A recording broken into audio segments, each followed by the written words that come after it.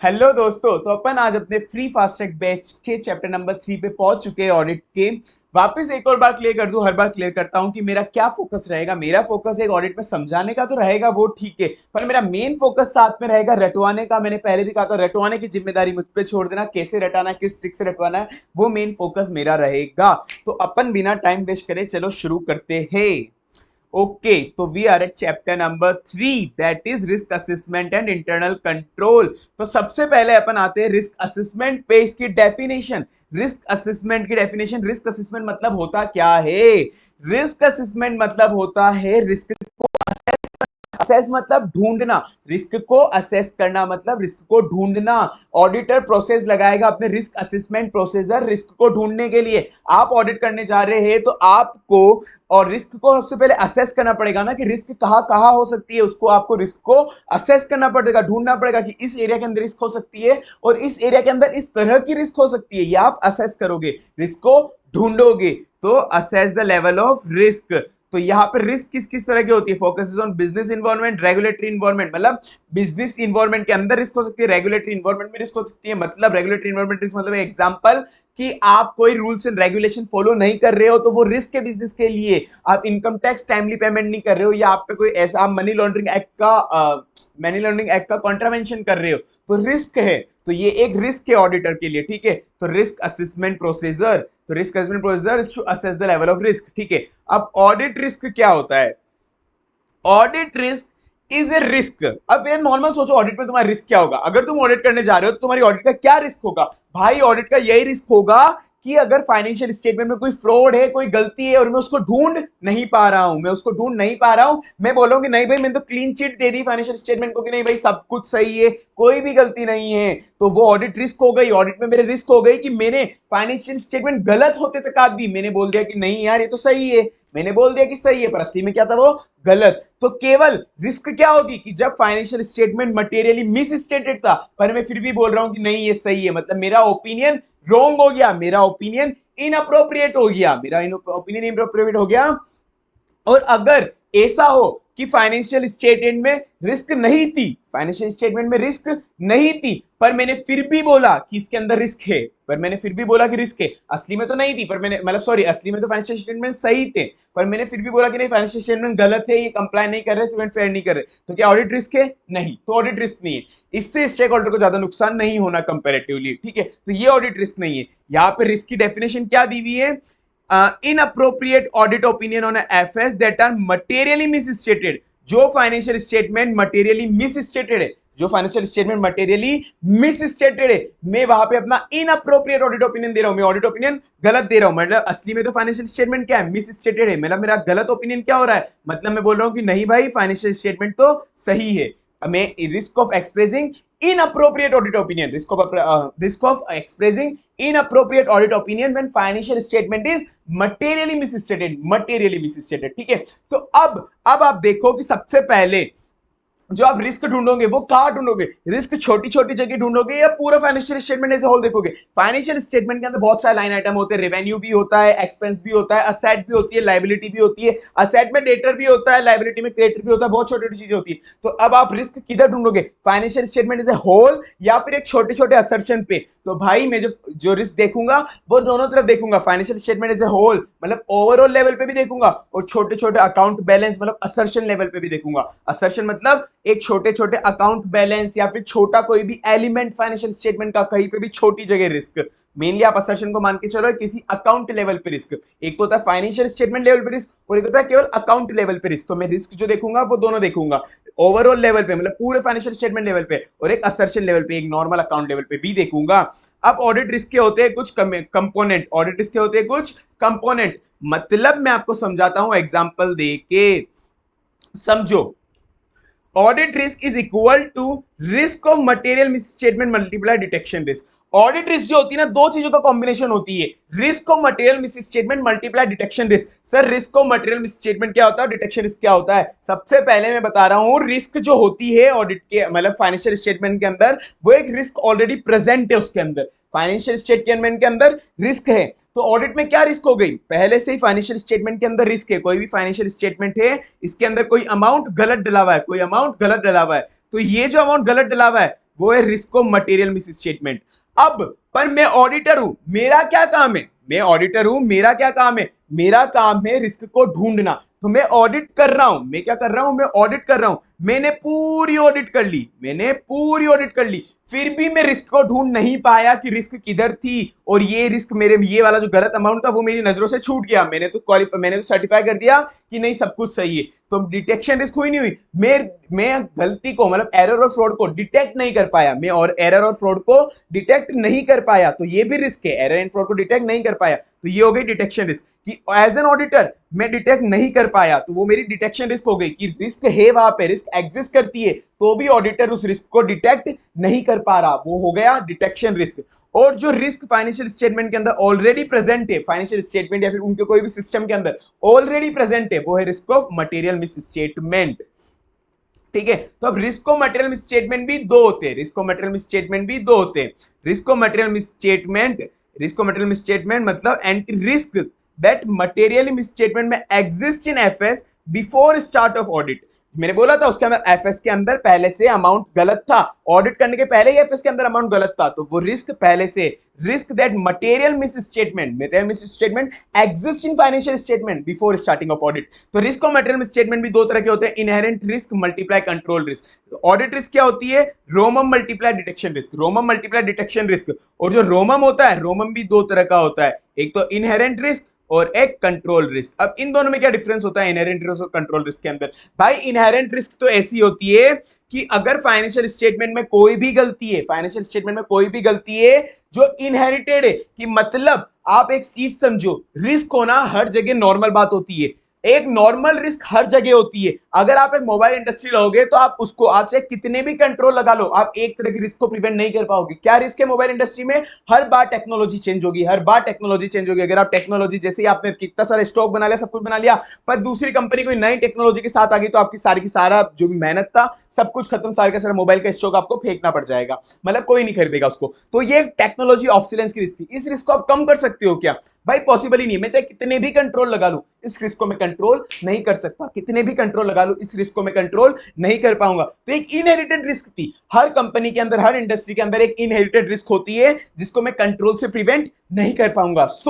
जो भी रिस्क जो कंट्रोल में, एक अज्यूम करके चल रहा हूं कि कोई भी कंट्रोल नहीं है, मैं अज्यूम करके चल रहा हूं कोई भी कंट्रोल नहीं है, वो रिस्क एग्जिस्ट करती है, तो वो क्या है? Inherited risk. अब वो वापस financial statement as a whole पे भी देखना पड़ेगा, और अकाउंट लेवल, मतलब असर्शन लेवल पे भी मुझे वो रिस्क देखनी पड़ेगी। तो ये तो हो गई इनहेरेंट रिस्क। और कंट्रोल रिस्क क्या होती है सर? ये तो हो गई, आपने बता दिया कि इनहेरिटेड रिस्क होती है जिसको आप कंट्रोल से प्रिवेंट नहीं कर सकते, मतलब आप कंट्रोल एग्जिस्ट नहीं करते, मैं ये मान के चल रहा हूं कंट्रोल एग्जिस्ट ही नहीं करते, तो क्या रिस्क है? अब अगर मैं बोल दूं कि वहां पे कंट्रोल एग्जिस्ट करते, मैक्सिमम रिस्क, अब इसके अलावा जो कुछ रिस्क होती है वो कंट्रोल से प्रिवेंट करी जा सकती है। हो सकता है कि एक बंदा कैशियर है, कैश बुक खुद ही संभाल रहा है, और कैश का कंट्रोल, और जो फिजिकल कैश है वो हैंडल कर रहा है, कैश बुक भी खुद संभाल रहा है, फिजिकल कैश भी खुद ही कंट्रोल कर रहा है, तो वो हो सकता है कैश बुक को मैनिपुलेट करके और कैश जेब में डाल के घर पे ले जाए वो, तो अपना एम्प्लॉय अपने साथ फ्रॉड कर रहा है ना, अपनी रिस्क हो गई ना कंपनी की वो। तो अब वो रिस्क तो अपन कंट्रोल से प्रिवेंट कर सकते हैं क्या? कैसे प्रिवेंट कर सकते हैं? सिग्रीगेशन ऑफ ड्यूटी लगा के, कि कंट्रोल का वो जो कैश रजिस्टर है वो कोई और बंदा मेंटेन करेगा, और जो असली में फिजिकल कैश की कस्टडी होगी वो कोई और बंदे के पास होगी, तो ये कंट्रोल से प्रिवेंट हो सकती है। तो अब ये कंट्रोल रिस्क वो हो गई। इसके अलावा भी, मतलब जो अपने कंट्रोल लगा लिया, कंट्रोल लगाने के बाद भी जो रिस्क बच रही है, बची कुछ रिस्क, कंट्रोल लगाने के बाद भी जो रिस्क बच रही है वो होगी कंट्रोल रिस्क, कि मेरा कंट्रोल भी फेल हो गया। मैंने तो भाई कंट्रोल लगाया था कि अब कैश दूसरे बंदे के पास रहेगा, रजिस्टर दूसरे बंदे के पास रहेगा, पर भाई हो ऐसा गया कि दोनों के दोनों बंदों ने वापस आपस में कोलैबोरेशन कर लिया। उन्होंने बोला कि भाई 5 लाख रुपए पहले मैं अकेला उठाता था, अब 2.5 लाख तू ले, 2.5 लाख ले मैं, और दोनों के दोनों रफू चक्कर। तो मैंने तो कंट्रोल लगाया था मेरी तरफ से, पर कंट्रोल लगाने के बाद भी मेरा कंट्रोल फेल हो गया डिटेक्ट और प्रिवेंट करने पे रिस्क को, मेरा कंट्रोल फेल हो गया डिटेक्ट और प्रिवेंट करने पे रिस्क को। तो कंट्रोल एग्जिस्ट करता था फिर भी रिस्क है, और यहाँ पे ऊपर वाले में कंट्रोल एग्जिस्ट नहीं करता था। ठीक है, तो inherent risk is susceptibility of assertion of a misstatement individually, aggregately, और अपन मान के चल रहे कि कोई भी रिलेटेड कंट्रोल नहीं है, कोई अपन मान के चल रहे हैं मटेरियल मिस स्टेटमेंट है और कोई भी रिलेटेड कंट्रोल एग्जिस्ट नहीं करता, both at FS level and assertion level. जो मैं तुमको एग्जांपल दिया था टेक्नोलॉजी डेवलपमेंट का, प्रोडक्ट ऑब्सोल्यूट हो जाता है। Control risk entity internal control system, entity में जो इंटरनल कंट्रोल सिस्टम एग्जिस्ट करता है वो प्रिवेंट और डिटेक्ट करने में फेल हो गया, मिस स्टेटमेंट को प्रिवेंट और डिटेक्ट करने में फेल हो गया, जो या मटेरियली, इंडिविजुअली और एग्रीगेटली, मतलब एक मिस स्टेटमेंट और 2 मिस स्टेटमेंट या 10 मिस स्टेटमेंट, चाहे सारे के सारे मिस स्टेटमेंट, मतलब इंडिविजुअल मिस स्टेटमेंट और aggregate of all miss statement, या तो इंडिविजुअल मिस स्टेटमेंट या एग्रीगेट ऑफ मिस स्टेटमेंट मिलके अगर मटेरियल मिस स्टेटमेंट बन रहे हैं तो भाई गलती गलत है, मतलब ये नहीं होना चाहिए था, मटेरियल हो गए वो। डिटेक्शन इसमें तुमको समझा चुका हूं, एज एन ऑडिटर मैं डिटेक्ट करने में फेल हो गया, मैं डिटेक्ट नहीं कर पाया, तो ये रिस्क है। will not away auditor will not able to detect the misstatement, और इंडिविजुअल मिसस्टेटमेंट या फिर एग्रीगेट मिसस्टेटमेंट वो मटेरियल बन गए, वो अब मटेरियल बन गए। एक और चीज जो डिटेक्शन रिस्क होनी चाहिए वो एक्सेप्टेबल लो लेवल पे होनी चाहिए, एक्सेप्टेबल है डिटेक्शन रिस्क होनी है वो लो लेवल पे होनी चाहिए, कि मतलब मैं कुछ ही मतलब पूरी की पूरी तो अपन रिस्क कोई भी प्रिवेंट नहीं कर सकते, पर एटलीस्ट एक्सेप्टेबल लो लेवल पे, कि हाँ इतनी रिस्क है तो चलेगी एक लो लेवल पे, तो एक्सेप्टेबल है मुझे इतनी रिस्क, तो एक्सेप्टेबली लो लेवल पे होनी चाहिए। There is a inverse relationship between risk of material misstatement and detection risk. कैसे है भाई? Risk is equal to, risk क्या थी? Risk is equal to detection risk multiply risk of material misstatement, यही थी। अब इन दोनों risk of material misstatement detection इसमें इनवर्स रिलेशनशिप होना चाहिए। कैसे होना चाहिए? कि भाई अगर मुझे पता है कि फाइनेंशियल स्टेटमेंट के अंदर मेरा क्या है, मैं मान के चलता हूं कि मैं 20 करोड़ तक का फ्रॉड, 20 लाख मान लेते, करोड़ ज्यादा हो गया, 20 लाख तक का फ्रॉड मैं इग्नोर कर सकता हूं कि 20 लाख तक का फ्रॉड मेरी झेलने की कैपेसिटी है, मैं एक्सेप्ट कर सकता हूं कि यार 20 लाख का फ्रॉड तो ऑडिट से रह ही जाएगा, पर जितने भी बाकी के फ्रॉड है वो मुझे पकड़ने, ठीक है। तो अब मुझे पता है कि फाइनेंशियल स्टेटमेंट के अंदर 20 चलो 100 करोड़ के फ्रॉड एग्जिस्ट करते हैं, मतलब 100 करोड़ पहले ही बहुत ज्यादा हो गया, मतलब ये क्या हो गया? Risk of material misstatement. तो अब ये रिस्क ऑफ मटेरियल मिसस्टेटमेंट जब ऑलरेडी बहुत ज्यादा है, रिस्क ऑफ मटेरियल मिसस्टेटमेंट जब ऑलरेडी बहुत ज्यादा है, तो क्या मैं डिटेक्शन रिस्क को भी ज्यादा रख सकता हूं क्या? मैं मेरी जो डिटेक्शन रिस्क है उसको भी ज्यादा रख सकता हूं क्या?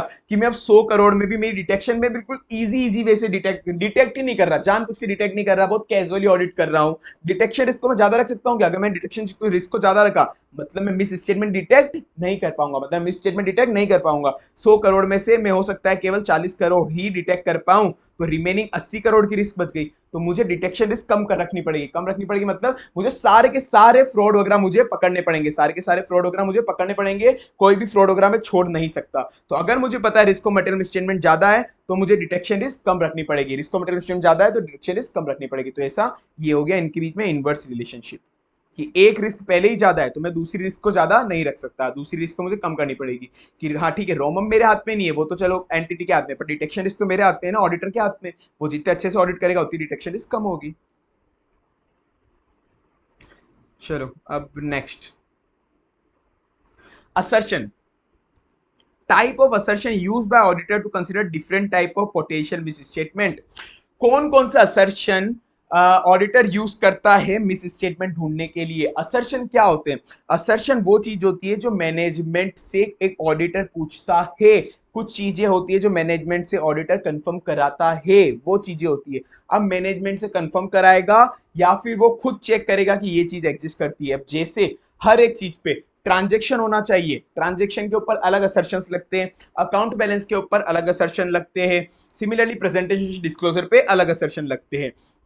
मतलब कोई भी ट्रांजेक्शन अगर हुआ है तो ट्रांजेक्शन, जितना भी ट्रांजेक्शन हुआ है वो कंप्लीट होना चाहिए, जितने भी ट्रांजेक्शन हुआ कंप्लीट होना चाहिए। मतलब आप सेल मान के चलो, सेल होनी चाहिए, वो सेल कंप्लीट होनी चाहिए, कंप्लीटनेस, कि आपने जितनी भी सेल करी है ड्यूरिंग द ईयर वो सारी की सारी सेल आपको फाइनेंशियल स्टेटमेंट दिखानी पड़ेगी, कोई छुपाओ मत, मतलब सेल्स का कंप्लीटनेस होना। और कोई भी ट्रांजेक्शन हुआ है उसका क्लासिफिकेशन प्रॉपर होना चाहिए, रिवेन्यू नेचर का अगर एक्सपेंडिचर तो रिवेन्यू में डालो, कैपिटल एक्सपेंडिचर का तो कैपिटल में डालो। ये सब असर्शन है जो ऑडिटर को चेक करने हैं कि ये सारे असर्शन सही है, मतलब ये सारे असर्शन वहां पे लग रहे हैं। अब ये तो होगा, जिसे बताता हूं आगे क्या होता है। सिमिलरली अकाउंट बैलेंस में भी वो असर्शन चेक करेगा, क्या क्या असर्शन चेक करेगा अकाउंट बैलेंस के अंदर, कि वो जो असली में अकाउंट बैलेंस मतलब आप मान के चलो असेट, असेट असली के अंदर एग्जिस्ट करते हैं ना, जो एग्जिस्ट करते हैं वो जो उसने एंटिटी ने फाइनेंशियल स्टेटमेंट दिखा रही है उसका राइट एंटिटी का ये ना पता चला, असेट तो पड़ोसी के और वो एंटिटी आपने कंपनी अपनी बुक पे दिखा के बैठी है, सारे के सारे असेट डिस्क्लोज कर रखे है ना, कंप्लीट है ना, कोई भी छुपा तो नहीं रखा। और प्रेजेंटेशन एंड डिस्क्लोजर के अंदर अब नीचे पहुंचते हैं अपन, क्या प्रेजेंटेशन डिस्क्लोजर वगैरह सब कुछ अब इस शुरू से करते हैं वापस, ठीक है। ये तो ओवरव्यू हो गया। अब ये तुमको एक बताता हूं कि तुमको कैसे याद करना है इसको, ट्रांजेक्शन इवेंट के ऊपर क्या क्या असर्शन लगते हो, कैसे याद करना है। कोकासी, कोकासी, कोकासी, COCAC, कोका, ये हो गया कोका, ये हो गया सी, कोकासी। ट्रांजेक्शन इवेंट पे कौन कौन सा सेशन लगते हैं? ट्रांजेक्शन, ट्रांजेक्शन मतलब आप मान के चलो कोई भी ट्रांजेक्शन चाहे पी एंड एल नेचर का हो या किसी भी नेचर का, एक ट्रांजेक्शन हुआ, कोई भी ट्रांजेक्शन हुआ ड्यूरिंग द पीरियड पूरे पीरियड के अंदर, तो वो मुझे असर्शन में चेक करने, सारे पीरियड में जितने भी ट्रांजेक्शन हुए वो कोकासी होने चाहिए। वो क्या होने चाहिए? ट्रांजेक्शन कोकासी होने चाहिए। कोकासी मतलब क्लासिफिकेशन, उस ट्रांजेक्शन का क्लासिफिकेशन सही होना चाहिए। क्लासिफिकेशन सी, क्लासिफिकेशन रिवेन्यू नेचर का एक्सपेंडिचर रिवेन्यू में जाएगा, कैपिटल नेचर का कैपिटल एक्सपेंडिचर में जाएगा। ये नहीं कि फाइनेंशियल स्टेटमेंट में आपने रिवेन्यू नेचर का रिपेयर एंड मेंटेनेंस करा और उसका बसली में कैपिटलाइज करे हो मशीनरी पे, नहीं भाई ये गलत है, क्लासिफिकेशन गलत हो जाएगा। अकरेंस, अकरेंस जो मुझे आपने ट्रांजेक्शन करे वो असली में अकर तो हुए ना ड्यूरिंग द ईयर, असली में अकरेंस तो हुआ है ना ड्यूरिंग द ईयर। पता चला आपने डमी ट्रांजेक्शन बता दिया, असली में तो हुए नहीं थे। आपने सेल को हाइक करना था, आपको फाइनेंशियल स्टेटमेंट में सेल इंक्रीज करके बतानी थी, तो आपने जानबूझकर डमी सेल दिखा दिया, असली में तो सेल अकर हुई नहीं थी। या फिर हो सकता है कि सेल अकर हुई थी पर आपने नहीं दिखाई। अकरेंस कुल मिला के वो अकर होने चाहिए, और जो अकरेंस हुआ वो पर्टेन करनी चाहिए एंटिटी को ही। मतलब हो सकता है सेल तो करी थी आपकी सब्सिडरी ने, पर जानबूझ के आपने पेरेंट्स की बुक के अंदर दिखाई, क्योंकि पेरेंट्स की बुक को इन्वेस्टमेंट चाहिए था, तो उन्होंने सेल को, अपनी सेल को हाइक करना चाहता कि उन कंपनी का जो फाइनेंशियल स्टेटमेंट अच्छे दिखेंगे पेरेंट के, तो उसको इन्वेस्टमेंट मिलेगा। तो सेल तो किसी और की थी, मतलब ट्रांजेक्शन किसी और का था, पर दिखाया आपने अपनी बुक में। तो ट्रांजेक्शन सही जो भी हुए हैं वो सारे अकर असली के अंदर हुए हैं ना, और वो एंटिटी उसी एंटिटी के अंदर अकर हुए हैं, मतलब pertains to that entity only, occur and pertains to that entity only. Completeness मतलब सारे कंप्लीटनेस, कोई भी सेल आपने हाइड नहीं करी, इनकम टैक्स बचाने के चक्कर में आपने सेल कम दिखाई, तो ये गलत हो गया भाई। जितने भी ट्रांजैक्शन ड्यूरिंग द ईयर हुए वो आपको कंप्लीटली शो करने पड़ेंगे, और transaction have B properly recorded. Accurate amount पे शो करने पड़ेंगे। 5 लाख की सैलरी तो 5 लाख की करोगे आप, 6 लाख या 7 लाख नहीं कर सकते, दिखा सकते।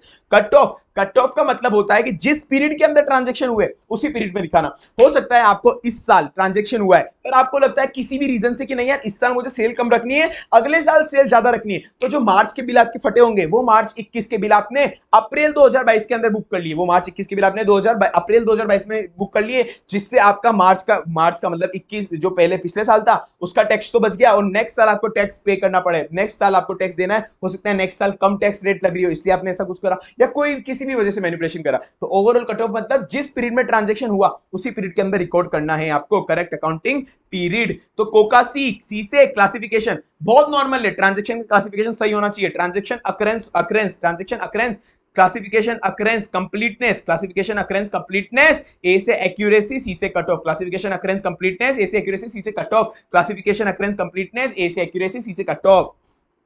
कोका सी। और अकाउंट बैलेंस को तुम याद रखो आरसीवीई, आरसीवीई, आरसीवीई वो क्या था ऊपर वाला? कोकासी। ये क्या है? आरसीवीई, आरसीवीई कोकासी, और ये क्या है? आरसीवीई। अकाउंट बैलेंस ऊपर आता है ट्रांजैक्शन रिलेटेड, नीचे वाला account balance related. Account balance related जो ट्रांजैक्शन देखे थे अपन पूरे पीरियड के देखे थे, सारे पीरियड के अंदर जितने भी ट्रांजैक्शन है सब कुछ सही होना चाहिए। पर अकाउंट बैलेंस देखेंगे अपन फाइनल ईयर एंड के देखेंगे। अकाउंट बैलेंस मतलब असेट, फाइनल जो अकाउंट बैलेंस जो देखेंगे अपन, जितना भी डेटर का जितना भी बैलेंस है, क्रेडिटर का जितना भी बैलेंस है, जो भी असेट भी हो सकता है लायबिलिटी भी हो सकती है ऑफ कोर्स, तो जितना भी बैलेंस है लास्ट का जितना बैलेंस फाइनेंशियल स्टेटमेंट बता रहा है कि 5 लाख के क्रेडिटर है, 2 लाख के डेटर है, सब कुछ, तो फाइनल जो अकाउंट बैलेंस है वो सब कुछ सही होना चाहिए। मतलब ये बैलेंस शीट आइटम से डील करता है, बैलेंस शीट आइटम, असेट को हटाना, असेट बोलना गलत है, ये क्या होगा? बैलेंस शीट आइटम से डील करता है ये आपका। तो ये क्या देखेंगे अपन? पीरियड एंड पे देखेंगे। ट्रांजैक्शन तो ड्यूरिंग द पीरियड देखे, और ये कब देखेंगे अपन? पीरियड एंड पे देखेंगे। कैसे देखेंगे? आरसीवीई, आरसीवीई, आरसीवीई, ये हो गया आर सी, ये वी, ये ई, आरसीवीई, आरसीवीई। जो भी असेट है वो असली में एग्जिस्ट करता है। असेट और लायबिलिटी में एक ही वर्ड बोलूंगा, ठीक है ना? तो असेट है वो असली में एग्जिस्ट करता है। जो असेट आपने बुक्स के अंदर दिखा रखा है, बुक के अंदर दिखा रखा है आपके पास 10 मशीनरी है, पर असली में फिजिकल वेरिफिकेशन करने गए तो आपके पास 3 मशीनरी ही निकली, तो असली में तो असेट एग्जिस्ट करता ही नहीं था, आपने फाइनेंशियल स्टेटमेंट मैनिपुलेट कर रखा है। राइट एंड ऑब्लिगेशन, जो भी असेट आपने दिखा रखा है वो कंपनी का खुद का है। फाइनेंशियल स्टेटमेंट 10 असेट बता रखे, तो 10 की ओनरशिप कंपनी की खुद की होनी चाहिए। राइट एंड असेट, ये नहीं कि वो एक असेट डायरेक्टर के नाम पे पड़ी है, ये नहीं कि वो असेट आपके एक्स के नाम पे पड़ी हुई है, तो वो आपका राइट एंड ऑब्लिगेशन नहीं है, वो असली में तो असेट दूसरों का है। आपने अपनी बुक्स पे कैसे दिखा रखा है? राइट एंड ऑब्लिगेशन आपका नहीं है उस असेट के ऊपर, तो आपको ये चीज ऑडिटर को चेक करनी पड़ेगी। कंप्लीटनेस, सारी की सारी असेट आपने जो फाइनेंशियल स्टेटमेंट में दिखा रखी है, मतलब जो एग्जिस्ट करती है असली में फिजिकली, वो सारी की सारी फाइनेंशियल स्टेटमेंट में दिखानी है आपको, कोई भी असेट छुपा के नहीं रखनी है आपको। वी से वैल्यूएशन, प्रॉपर्ली वैल्यू होनी चाहिए असेट, बहुत नॉर्मल चीज है। कैसे बताऊं मैं आपको, मतलब क्या समझाऊं इसके अंदर? आरसीवीई, आर से राइट एंड ऑब्लिगेशन, आर मेरे साथ बोलो तभी आएगा। आर से राइट एंड ऑब्लिगेशन, सी से कंप्लीटनेस, वी से वैल्यूएशन, ई से एग्जिस्टेंस, ठीक है? चलो ये हो गया आरसीबी अकाउंट बैलेंस, ऊपर वाला कोकासी, नीचे वाला आरसीबी, ऊपर वाला कोकासी, नीचे वाला आरसीबी। फिर उसके बाद अपन आएंगे प्रेजेंटेशन एंड डिस्क्लोजर पे। मतलब फाइनेंशियल स्टेटमेंट में अपन ने सबसे पहले क्या देखा, अपन ने पी&एल आइटम देखे, फिर बैलेंस शीट आइटम देखे। अब दोनों का प्रेजेंटेशन एंड डिस्क्लोजर, पहले पी&एल आइटम देखे, ट्रांजेक्शन, फिर अकाउंट बैलेंस देखा अपन ने, बैलेंस शीट आइटम। अब दोनों के अंदर जितना भी प्रेजेंटेशन एंड डिस्क्लोजर है, मतलब जितना भी प्रेजेंटेशन एंड डिस्क्लोजर है वो करेक्ट होना चाहिए। प्रेजेंटेशन डिस्क्लोजर तुम पी&एल और बैलेंस शीट का देखो तो शेड्यूल 3 के हिसाब से होना चाहिए। नीचे के जो नोट्स ऑफ अकाउंट है वो नोट्स ऑफ अकाउंट्स का presentation disclosure schedule 3 as well as as Ind AS के अकॉर्डिंग होना चाहिए, और बाकी जो भी गाइडेंस नोट है उनके अकॉर्डिंग होना चाहिए। तो प्रेजेंटेशन एंड डिस्क्लोजर का कैसे याद करना है अपन को, इसका ना ओरोकू, ओरोकू एवीसी, मेरे साथ मिड टोन में बोलना, ओरोकू एवीसी, ओरोकू एवीसी, ओरोकू एवीसी, ओरोकू एवीसी, ओरोकू एवीसी, ओरोकू एवीसी, ओरोकू एवीसी, मेरे साथ बोलो तो याद होगा, ओरोकू एवीसी, ओरोकू एवीसी। ऊपर ऊपर सबसे पहले फर्स्ट वाला ट्रांजेक्शन वाला क्या था, ऊपर ऊपर फर्स्ट वाला क्या था, कोकासी, कोकासी, नीचे वाला आरसीबी। अब यहाँ पे ओरोकू एवीसी, ओरोकू एवीसी, ओरोकू एवीसी, ओरोकू एवीसी। अब ओरो से क्या है, occurrence rights and obligation, O R O, ओरो, O R O, occurrence rights and obligation. ओरो कू से क्या है, C U, classification and understandability. ओरो कू एवीसी, एवी क्या है, accuracy and valuation, accuracy and valuation. C से कंप्लीटनेस, सी से कंप्लीटनेस। ओरोकू एवीसी, ओरोकू एवीसी, ओरोकू एवीसी, ओरोकू एवीसी, ठीक है। अब जितनी भी प्रेजेंटेशन एंड डिस्क्लोजर है, जितनी प्रेजेंटेशन डिस्क्लोजर है वो सब कुछ मतलब करेक्ट होना चाहिए। जितने भी आइटम जितने भी ट्रांजेक्शन वगैरह अकर हुए उन सबके प्रेजेंटेशन डिस्क्लोजर आपको देने हैं। Disclosure of event and transaction occur during the year pertain to entity, जितने भी अकर हुए सबके डिस्क्लोजर देने हैं। और जितने भी आपने प्रेजेंटेशन डिस्क्लोजर दिए वो असली में एंटिटी के ही होने चाहिए, किसी और के ट्रांजेक्शन आप डिस्क्लोज नहीं कर सकते। कंप्लीटनेस, सारे के सारे प्रेजेंटेशन डिस्क्लोजर कंप्लीटली देने, आपको सारे डिस्क्लोजर इंक्लूड हो जाने चाहिए। जितने भी शेड्यूल ने बोला है सारे डिस्क्लोजर दे दो। क्लासिफिकेशन अंडरस्टैंडेबिलिटी जो प्रेजेंटेशन डिस्क्लोजर है क्लासिफिकेशन प्रॉपर्ली करना है। मैंने बोला था ना क्लासिफिकेशन मतलब रेवेन्यू आइटम, बैलेंस शीट और कैपिटल आइटम, वो सब तरह के क्लासिफिकेशन आपको प्रॉपर्ली करने हैं। एक्यूरेट इन वैल्यूएशन, फाइनेंशियल अदर आइटम जो भी डिस्क्लोज कर रहे हो आप वो फेयर अमाउंट पे होने चाहिए। कुल मिला के जितने भी डिस्क्लोज कर रहे हो वो फेयर अमाउंट पे होने चाहिए, ठीक है। ओरोकू एवीसी, ओरोकू ओवीसी, ओरोकू एवीसी, ओरो मतलब occurrence rights and obligation, occurrence rights and obligation. ओरोकू, कू से C U, classification and understandability, classification and understandability. ओरोकू एवीसी, ए से एक्यूरेसी, वी से valuation, accuracy and valuation, C से कंप्लीटनेस, सी से कंप्लीटनेस, ठीक है। कोकासी आरसीबी ओरोकू एवीसी, कोकासी आरसीबी ओरोकू एवीसी, ठीक है। ये नीचे वाला possible potential misstatement, possible potential misstatement indicator, कहां कहां मिस स्टेटमेंट हो सकता है। पॉसिबल मिस, जो मिस स्टेटमेंट हो सकता है उसकी क्या पॉसिबल इंडिकेटर है, पॉसिबल इंडिकेटर्स मतलब जो इंडिकेटर को दर्शाते हैं पॉसिबली मिस स्टेटमेंट हो सकता है वो कैसे इंडिकेटर, क्या क्या आपको इंडिकेशन मिलेंगे आपको उसके।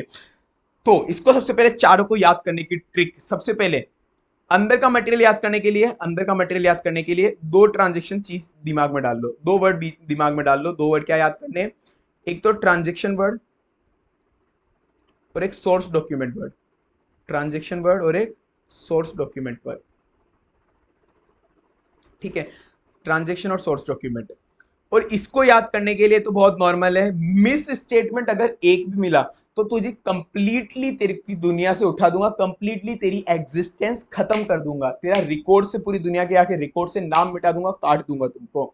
तो अगर एक भी मिस स्टेटमेंट मिला तो कंप्लीटली तेरी एग्जिस्टेंस खत्म कर दूंगा, कंप्लीटली तेरी एग्जिस्टेंस खत्म कर दूंगा, तेरे सारे रिकॉर्ड से नाम उठा दूंगा, तेरे को काट दूंगा। क्या होगा इसका, एक नॉर्मल लैंग्वेज, अगर एक भी मिस स्टेटमेंट मिला तो कंप्लीटली तेरी एग्जिस्टेंस खत्म कर दूंगा इस दुनिया से, कंप्लीटली तेरी एग्जिस्टेंस खत्म कर दूंगा इस दुनिया से, सारे रिकॉर्ड से दुनिया के तेरे नाम उठा दूंगा, तेरे को काट डालूंगा, सारे रिकॉर्ड से तेरा नाम हटा दूंगा, तेरे को काट डालूंगा। ये तो तुमको याद रखना है पोटेंशियल मिस स्टेटमेंट से, अगर एक भी मिस स्टेटमेंट मिला तो कंप्लीटली तेरी एग्जिस्टेंस दुनिया से हटा दूंगा मैं, सारे रिकॉर्ड से तेरा नाम हटा दूंगा, काट दूंगा तेरे को, ठीक है। तो ये हो गया कंप्लीटनेस एग्जिस्टेंस, कंप्लीटली तेरी एग्जिस्टेंस दुनिया से हटा दूंगा, सारे रिकॉर्ड से तेरे दुनिया के नाम हटा दूंगा, तेरे को काट दूंगा कंप्लीटली, काट मतलब कट ऑफ, ठीक है। तो अब ये completeness existence recording cut off, ये तो हो गया पोटेंशियल स्टेटमेंट के मतलब चार हेडिंग, ठीक है। अब उसके अंदर मैंने तुमको दो वर्ड याद करने के लिए दिए थे, मैं तुमको समझाऊंगा, समझाने का बता दूंगा, पहले याद करा रहा हूँ। ये तो हो गया, मतलब चलो मिस स्टेटमेंट कहाँ कहाँ पे हो सकते हैं, कंप्लीटनेस में क्या क्या मिस स्टेटमेंट हो सकते हैं कि आप कैसे चेक करोगे कि वो कंप्लीट नहीं है।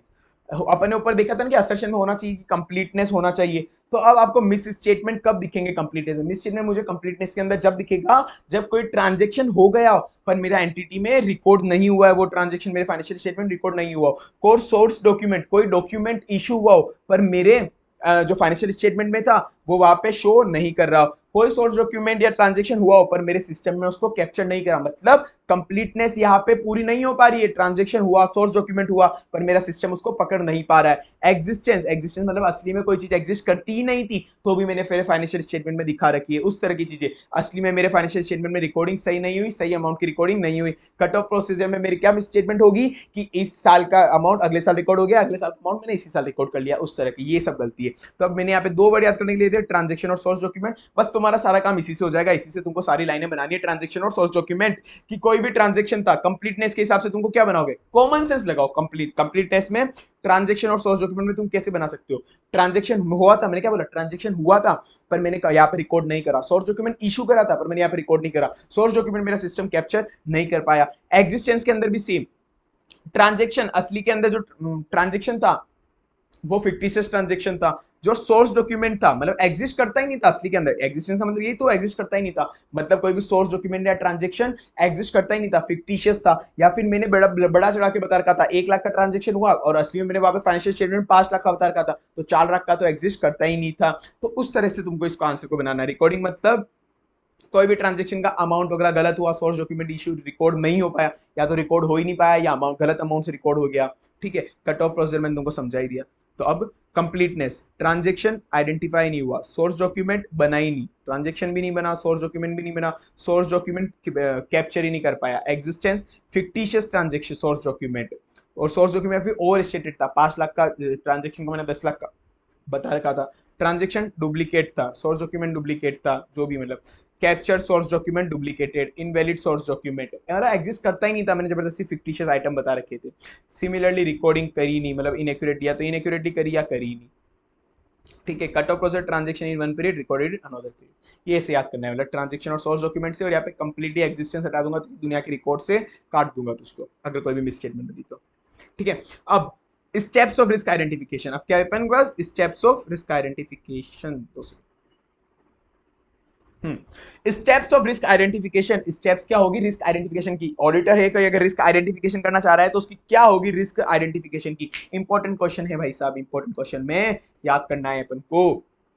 ऑडिटर रिस्क कैसे आइडेंटिफाई करेगा, उसकी क्या स्टेप्स होगी रिस्क आइडेंटिफिकेशन की? सबसे पहले वो रिस्क असेस करेगा, सबसे पहले वो रिस्क असेस करेगा कि कौन कौन सी रिस्क हो सकती है। सबसे पहले वो रिस्क असेस करेगा कि कौन कौन सी रिस्क हो सकती है, उसका कितना लाइक्लीहुड है। बहुत नॉर्मल चीज यार, तुम पहले कॉमन सेंस लगाओ ना। तुम सबसे पहले जाओगे तो सबसे पहले मैं रिस्क को असेस ही तो करूंगा। रिस्क आइडेंटिफिकेशन में सबसे फर्स्ट प्रोसेस क्या होगा, रिस्क को ढूंढना। तो रिस्क को मैं असेस करूंगा कि कौन कौन सी रिस्क हो सकती है और कितनी चांसेस है कि हो सकती है। पता चला बहुत रिस्क तो कभी दुनिया में ही नहीं हो सकती है भाई, अभी तो मतलब ये रिस्क तो आने में मतलब बिल्कुल रेयरेस्ट चांस है, ये रिस्क तो हो ही नहीं सकती है। एक तरीके से मैं बिना फालतू अपने ख्याली पूरा पका रहा हूं कि ये रिस्क हो सकती है, ये रिस्क हो सकती है, नहीं। तो ये मुझे क्या देखना पड़ेगा, रिस्क असेस करना पड़ेगा और कितना लाइक्लीहुड है कि वो रिस्क हो सकती है, कितना लाइक्लीहुड है कि वो रिस्क हो सकती है। अगर वो रिस्क हो गई, सबसे पहले मैं क्या रिस्क आइडेंटिफिकेशन प्रोसेस बिल्कुल कॉमन चल रहा हूं ना मैं, कि रिस्क कौन कौन सी रिस्क हो सकती है, रिस्क असेस करूंगा और उसके बाद मैं देखूंगा कि लाइक्लीहुड कितना है रिस्क होने का।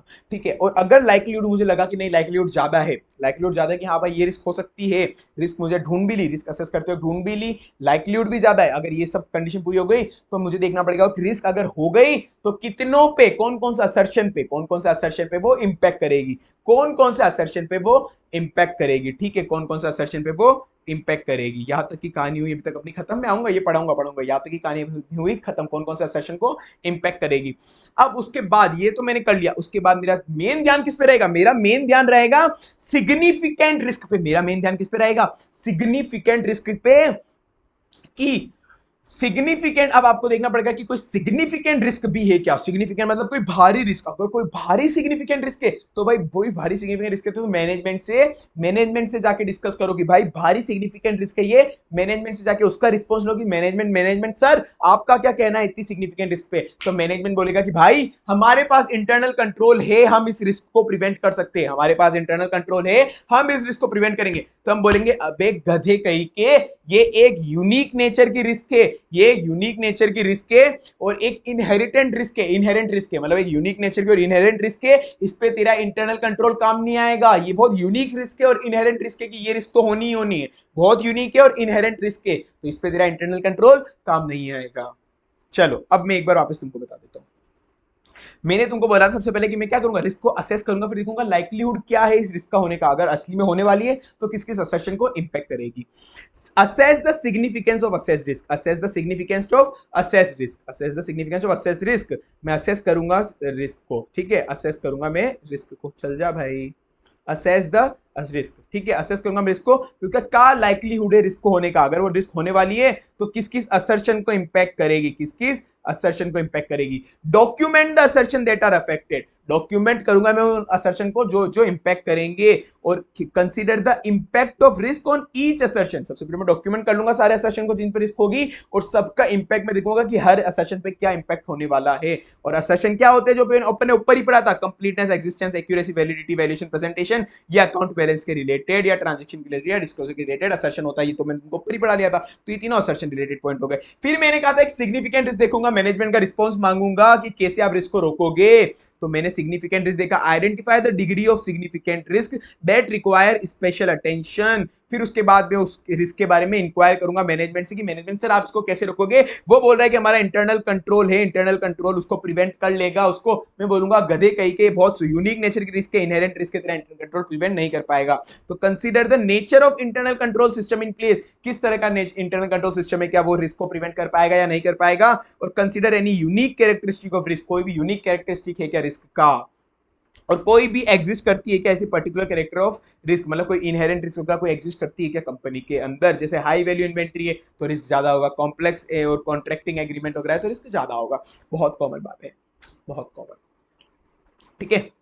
अब रिस्क बेस्ड ऑडिट ये क्या होता है भाई, रिस्क बेस्ड ऑडिट क्या होता है, रिस्क बेस्ड ऑडिट भी बहुत इंपॉर्टेंट टॉपिक है। रिस्क बेस्ड ऑडिट का मतलब होता है, मेरी तरफ देखो ध्यान में, इधर छोड़ो अभी, रिस्क बेस्ड ऑडिट का मतलब होता है पहले मैं अलग अलग तरह की रिस्क को ढूंढूंगा, बिल्कुल ध्यान से ढूंढूंगा, अलग अलग तरह की रिस्क को ढूंढ के मैंने सबका मटेरियलिटी लेवल डिसाइड कर लूंगा कि यार ये रिस्क ज्यादा मटेरियल है, ये रिस्क ज्यादा कम मटेरियल है, ये रिस्क तो बहुत ज्यादा मटेरियल है, तो मैंने रिस्क को ढूंढ के एक बार मटेरियलिटी डिसाइड कर ली कि हाँ यार ये वाली रिस्क बहुत ज्यादा रिस्की है, ये वाली रिस्क कम रिस्की है, मतलब कम मटेरियल है, तो उस हिसाब से मैं मेरे ऑडिट प्रोसीजर बनाऊंगा, उस हिसाब से मेरी ऑडिट टीम में डिसाइड करूंगा कि जहां पे हाई रिस्क है वहां पे मैं मेरे स्टाफ को, क्वालिफाइड स्टाफ को, एक्सपीरियंस स्टाफ को ज्यादा डालूंगा। तो मैंने क्या करा, ये मैंने पहले ही रिस्क ढूंढ के उनकी मटेरियलिटी तय कर ली कि इस रिस्क पे ज्यादा ध्यान देना है, इस रिस्क पे कम ध्यान देना है, मैंने ऐसा कर लिया कि उस हिसाब से मैंने अपना ऑडिट प्रोसीजर तय करा। तो ये फाइनेंशियल ऑडिट के अंदर काम आता है। Approach of analysing audit risk, materiality मैंने डिसाइड कर ली, ऑडिट रिस्क को एनालाइज करके फिर ऑडिट प्रोग्राम बनाया कि लार्ज पोर्शन जो ऑडिट रिसोर्सेज का है वो हाई एरिया ऑफ रिस्क में जाएगा, ठीक है।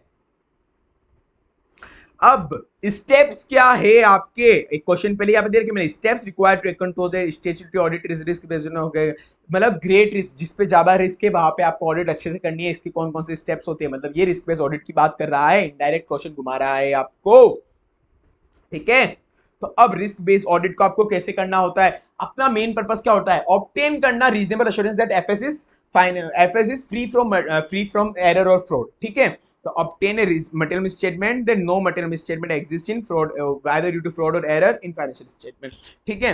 तो अब मेरी स्टेप्स क्या होगी रिस्क असेसमेंट, इस रिस्क बेस्ड ऑडिट के अंदर मेरी 3 स्टेप होगी। सबसे पहले रिस्क को ढूंढना, अगर फिर रिस्क को ढूंढना, फिर रिस्क को मारना, पहले तो रिस्क को ढूंढूंगा फिर रिस्क को मारूंगा, मतलब रिस्पॉन्स दूंगा, रिस्क को ढूंढूंगा रिस्क को रिस्पॉन्स दूंगा, मार के रिस्क को ढूंढा उसको मारा, मतलब मैंने रिस्पॉन्स दिया, फिर फाइनली रिपोर्ट कर दूंगा कि भाई अब तुम्हारी बच्ची कुछ इतनी रिस्क है, बच्ची कुछ इतनी रिस्क का बिल्कुल नहीं है, या जो भी हो रहा है, बाद में एंड में क्या करूंगा, रिपोर्ट कर दूंगा। तो सबसे मेरा फर्स्ट क्या होगा, रिस्क को असेस करना, रिस्क को असेस करना, फिर रिस्क को रिस्पॉन्स देना, मतलब रिस्क को मारना, रिस्क को असेस करना, रिस्क को रिस्पॉन्स देना, फिर फाइनली रिपोर्ट कर दूंगा। रिस्क को ढूंढा उसको मारा फिर रिपोर्टिंग कर दी, रिस्क को ढूंढा मारा रिपोर्टिंग कर दी, ठीक है। तो 3 क्या स्टेप हो गई, ये 3 डिस्टिंक्ट फेज, दोनों तीनों एक तरह से सेम चीजें पर ऐसे ना अलग अलग लैंग्वेज करके दिमाग खराब कराया था, ठीक है। तो 3 की स्टेप क्या है और 3 डिस्टिंक्ट फेज क्या है, दोनों है तो सेम ही है तीनों, ठीक है। तो इसको मैंने क्या करा, सबसे पहले असेस करा, assess the risk of material statement, assess करा रिस्क ऑफ मटेरियल स्टेटमेंट मतलब रिस्क असेसमेंट। फिर उसके बाद उसको मारा, मतलब मैंने फर्दर ऑडिट प्रोसीजर लगाया, रिस्क को रिस्पॉन्स दिया, risk response further audit procedure से कि कम से कम रिस्क को एक्सेप्टेबली लो लेवल पे लिया हूं, एक्सेप्टेबली लो लेवल पे लिया हूं, रिस्क को कम कर दूं मैं। फिर फाइनली मैंने रिपोर्टिंग कर दी, रिपोर्टिंग मतलब इशू कर दी ऑडिट रिपोर्ट, ठीक है। ये हो गया अपना। अब ये वाला जो 3 डिस्टिंक्ट फेसेस थे उसको यहाँ पे डिस्क्राइब कर रखा है, एक क्वेश्चन आ गया था बाद में, discuss the steps to taken for risk assessment phase of an audit. Risk assessment phase जो होता है ये वाला, इसमें कौन कौन से स्टेप्स आपको लेने चाहिए। बहुत नॉर्मल चीज है, बहुत नॉर्मल चीज, बहुत नॉर्मल चीज है, दिमाग से काम करेंगे, दिमाग से काम करेंगे। ऑडिट शुरू से लेकर एंड तक, ऑडिट शुरू से लेकर एंड तक आपको ऑडिट आपने एक्सेप्ट करी, उसके बाद बीच बीच में क्या क्या आपने प्लानिंग वगैरह प्रोसेस वगैरह करी, वहां से लेकर एंड तक अपन चलेंगे। तो भाई मेरा ऑडिट का मेन पर्पस रिस्क वगैरह ढूंढना था, सही बात है ना, मेरा ऑडिट का मेन पर्पस क्या था, रिस्क वगैरह ढूंढना था। तो सबसे पहले मैंने क्लाइंट को एक्सेप्ट करा, सबसे पहले मैंने क्लाइंट की ऑडिट आई ना, सबसे पहले ऑडिट एक्सेप्ट तो करूंगा ना भाई, बिल्कुल नॉर्मल बात है। सबसे पहले मैंने क्लाइंट को एक्सेप्ट करा कि ऑडिट आई, मैंने एक्सेप्ट कर लिया कि हाँ भाई ये मैं ऑडिट ले रहा हूं। परफॉर्मिंग क्लाइंट एक्सेप्टेंस, ये मैं ऐसे 210 के अंदर आता है वैसे ये टॉपिक, इसकी कुछ स्टेप्स होती है, पर अभी अपन उस पर नहीं जाएंगे, अभी उस पर क्यों जाएंगे। तो परफॉर्म क्लाइंट एक्सेप्टेंस के कुछ प्रोसीजर होते हैं वो मैंने फॉलो कर लिए। सबसे पहले मैंने क्लाइंट को एक्सेप्ट करा। अब क्लाइंट को एक्सेप्ट करने के बाद मैंने तुमको पहले वाले लेक्चर में समझाया भी था चैप्टर नंबर 2 में कि अब मैं मेरे पहले प्लानिंग करूंगा बेटा, प्लानिंग कि अब मेरे को इसकी ऑडिट कैसे करनी है, मैं इसकी प्लानिंग करूंगा कि मेरे को रिस्क को कैसे ढूंढना है। क्लाइंट आया, क्लाइंट की ऑडिट एक्सेप्ट करी, क्लाइंट आया था मेरे ऑफिस में चलते हुए, तो मैंने क्लाइंट को बोला कि ठीक है मैंने साइन कर दिया कि मैं आपकी ऑडिट एक्सेप्ट कर रहा हूं। अब उसके जाने के बाद मैंने अपने स्टाफ को सबको लगाया कि बेटा इसकी प्लानिंग करो कि इसकी ऑडिट कैसे कैसे करनी है, कहां कहां पे रिस्क हो सकती है, रिस्क असेसमेंट प्रोसीजर डिजाइन करो। क्लाइंट एक्सेप्ट करा, प्लानिंग करी, perform risk assessment procedure, risk assessment procedure मैंने परफॉर्म करे बिजनेस को समझने के लिए और उसकी कंट्रोल रिस्क वगैरह इनहेरेंट रिस्क वगैरह ढूंढने के लिए। रिस्क असेसमेंट प्रोसीजर ढूंढ लिए, मैंने क्लाइंट को एक्सेप्ट करा, प्लानिंग करके रिस्क असेसमेंट प्रोसीजर ले लिया। फिर उसके बाद मैंने देखा कि यहाँ पे रिस्क को असेस करा मैंने, मतलब रिस्क एग्जिस्ट करता है यहाँ पे, सिग्निफिकेंट रिस्क है, तो सिग्निफिकेंट रिस्क है तो वो सिग्निफिकेंट रिस्क को मैंने उसको जो क्या कम्युनिकेट करा टीसीडब्ल्यूजी और मैनेजमेंट को, जो भी रिस्क थी उसको कम्युनिकेट करा मैंने मैनेजमेंट और टीसीडब्ल्यूजी को। फाइनली उस हिसाब से मैंने मेरा इन्फॉर्म असेसमेंट ले लिया, फाइनल हिसाब से मैंने इन्फॉर्म असेसमेंट मैंने बना लिया अपना, ठीक है। तो इसके अंदर जैसे अब ये देखो इसके अंदर कितने पॉइंट से अप्रॉक्स, मैंने तुमको पहले ही बहुत बार कहा है सारे पॉइंट याद नहीं करने होते, सारे पॉइंट पढ़ने होते हैं एमसीक्यू के लिए, पर याद कितने करने होते हैं, 5-6। रीजन बीइंग मैक्सिमम जो क्वेश्चन आएगा एग्जाम में वो 5-6 मार्क्स का आएगा, तो अब हर एक मार्क्स का 1 पॉइंट होता है, तो 5-6 पॉइंट ज्यादा कम काफी होते हैं, 1 2 3 4 5 6 7 8 पॉइंट है, 8 याद नहीं करने, जो आपको टिक से याद हो रहा है 4-5 पॉइंट वो याद करने, 5-6 पॉइंट याद कर लो, ठीक है। क्या करा था, सबसे पहले क्लाइंट आया, क्लाइंट को मैंने एक्सेप्ट करा, क्लाइंट को एक्सेप्टेंस दी मैंने ऑडिट की, उसके बाद मैंने प्लानिंग करी, प्लानिंग करने के बाद रिस्क असेसमेंट प्रोसीजर मैंने करे, अंडरस्टैंड करे बिजनेस को, फिर वहाँ पे रिस्क असेस करी, मैंने रिस्क को असेस करा, फिर जब सिग्निफिकेंट रिस्क मिल गई तो मैंने उसको कम्युनिकेट कर दिया, किसको कम्युनिकेट कर दिया, मैनेजमेंट और टीसीडब्ल्यूजी को, ठीक है। तो ये इसकी स्टेप्स की ट्रिक हो गई याद करने की। Risk response and reporting, risk को रिस्पॉन्स करना, कैसे रिस्पॉन्स करोगे, फर्दर ऑडिट प्रोसीजर लगा के तो रिस्पॉन्स दोगे ना उसको, तो फर्दर ऑडिट प्रोसीजर मैंने लगाया रिस्क मिलने के बाद उसको रिस्पॉन्स करने के लिए। फर्दर ऑडिट प्रोसीजर 2 तरह के होते हैं, तुमने पढ़ा हुआ होगा, एक तो होते हैं सब्सटेंटिव प्रोसीजर, एक होते हैं टीओसी, सब्सटेंटिव के अंदर आते हैं सब्सटेंटिव एनालिटिकल प्रोसीजर और एक टीओडी। तो ये सारी चीजें यहाँ पे एक एक छोटा लिख देना, test of operating effectiveness of internal control मतलब टीओसी, और एक होता है ये substantive audit procedure, substantive procedure, ठीक है। ये होता है रिपोर्टिंग, फाइनली मैं रिपोर्ट कर दूंगा मेरी जितनी फाइंडिंग है मैनेजमेंट और टीसीडब्ल्यूजी को, ऑडिट ओपिनियन में अपनी बना लूंगा। चलो इंटरनल कंट्रोल सिस्टम, भाई इंटरनल कंट्रोल सिस्टम क्या होता है, जो पॉलिसी एंड प्रोसीजर, कोई भी पॉलिसी एंड प्रोसीजर जो मैनेजमेंट बनाता है अपना ऑब्जेक्टिव अचीव करने के लिए, कोई भी पॉलिसी एंड प्रोसीजर जो मैनेजमेंट बनाता है अपना ऑब्जेक्टिव अचीव करने के लिए, वो ही इंटरनल कंट्रोल है। कोई भी पॉलिसी एंड प्रोसीजर जो मैनेजमेंट बनाता है अपना ऑब्जेक्टिव पूरा करने के लिए, वो ही इंटरनल कंट्रोल है। क्योंकि फाइनली भाई आपका मेन एंटिटी का एग्जिस्ट होने का एम क्या है, एक ऑब्जेक्टिव होगा ना, आपका पैसा कमाना ऑब्जेक्टिव है, शेयर होल्डर की वेल्थ क्रिएट करना आपका ऑब्जेक्टिव है, तो उसके लिए मैं जितने भी पॉलिसी एंड प्रोसीजर बनाऊंगा उनकी वेल्थ क्रिएट करने के लिए, ऑब्जेक्टिव अचीव करने के लिए, वो सारे इंटरनल कंट्रोल कहलाएंगे। अब मेन इसके अंदर जो आएगा वो आएगा स्कोप क्या होता है, लिमिटेशन क्या होता है, वो अब ये बनाते हैं। Define All policy and procedure adopted by management, सारे policy and procedure adopted by management to achieve the management objective, to achieve the management objective। अब ये वाला पॉइंट जो है वो स्कोप का पॉइंट है, वो यहाँ पे कवर हो जाएगा। अब आप देखो स्कोप क्या होता है, स्कोप क्या होता है इसका, इंटरनल कंट्रोल का।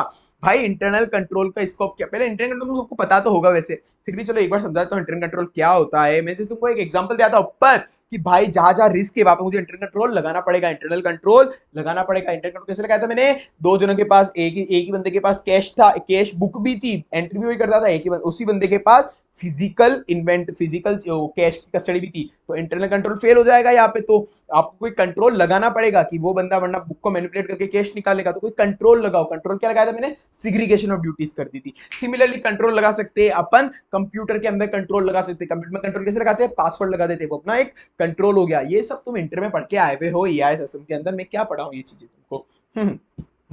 ठीक है। अब स्कोप, स्कोप क्या होता है, स्कोप होता है भाई इंटरनल कंट्रोल ओला, इंटरनल कंट्रोल ओला, ओला का खराब है, ओला फोला, ओला फोला कैसे याद करना है, इंटरनल कंट्रोल ओला फोला का खराब है, ओला, ओला फोला। ओला का इंटरनल कंट्रोल क्यों खराब है, अगर तुमको ये याद रखना है, जस्ट एक ट्रिक दे रहा हूं, असली में नहीं होगा जो भी, पर ओला फोला। अरे यार फोला, फोला लिखने में नहीं आ रहा, FOLA, ओला फोला।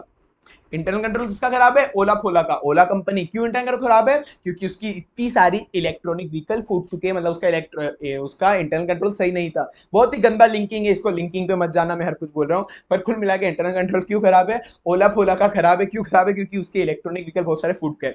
दिमाग पे लोड मत डालना कि सर कैसी बातें कर रहे हैं इंटरनल कंट्रोलर उधर से फूटने पे, वो चीज इतना जोर मत डालना। बाकी तुम ओला फोला का खराब है उस इंटरनल कंट्रोल, ओला फोला, ओला फोला, ओला कंपनी, ओला का फोला, ओला फोला, ओला फोला, ओला फोला। ठीक है, ओला कंपनी का खराब है, ओला फोला। अब फोला फोला इंटरनल कंट्रोल का ऑब्जेक्टिव स्कोप क्या होता है, ओला फोला, फोला FOLA, ओला फोला। फोला F से ये फाइनेंशियल रिपोर्टिंग, O से operation, financial reporting operation, L से लो एंड रेगुलेशन, A से एसेट। फोला फोला, ओला फोला, ओला फोला। F से फाइनेंशियल रिपोर्टिंग, F से फाइनेंशियल रिपोर्टिंग, O से ऑपरेशन, L से लो एंड रेगुलेशन, A से असेट। तो मेरा इंटरनल कंट्रोल का मेन स्कोप क्या होने वाला है, मेरा स्कोप होना चाहिए कि जितना भी फाइनेंशियल रिपोर्टिंग है वो बिल्कुल रिलायबल होना चाहिए, फाइनेंशियल रिपोर्टिंग है वो रिलायबल होना चाहिए, फाइनेंशियल स्टेटमेंट बिल्कुल रिलायबली प्रिपेयर होने चाहिए। FO ऑपरेशन, जितने भी एंटिटी के ऑपरेशन है वो इफेक्टिव और इफिशिएंट होने चाहिए, एंटिटी के जितने भी ऑपरेशन है वो इफेक्टिव और इफिशिएंट होने चाहिए। मेरा इंटरनल कंट्रोल का ये स्कोप रहेगा। L से लो एंड रेगुलेशन, मेरा स्कोप होगा इंटरनल कंट्रोल का कि जितने भी लो एंड रेगुलेशन वो सारे एंटिटी कंप्लाई करे, L से लो एंड रेगुलेशन कंप्लाई, जितने भी लो एंड रेगुलेशन है सारे लो एंड रेगुलेशन का कंप्लायंस होना चाहिए। A से असेट, एंटिटी की जितनी भी एसेट है उसको सेफगार्ड करना मेरा स्कोप है, इंटरनल कंट्रोल का स्कोप है, जितनी भी एंटिटी है उसका सेफगार्ड करना। जैसे मैंने तुमको बताया ही था, उसको सेफगार्ड कैसे कर रहा था वो बंदा, कैश को बचा कैसे रहा था, इंटरनल कंट्रोल लगा के कैश को प्रोटेक्ट करना, वो एसेट को सेफगार्ड करना। ठीक है, तो ये पढ़ लो एक बार फटाफट से।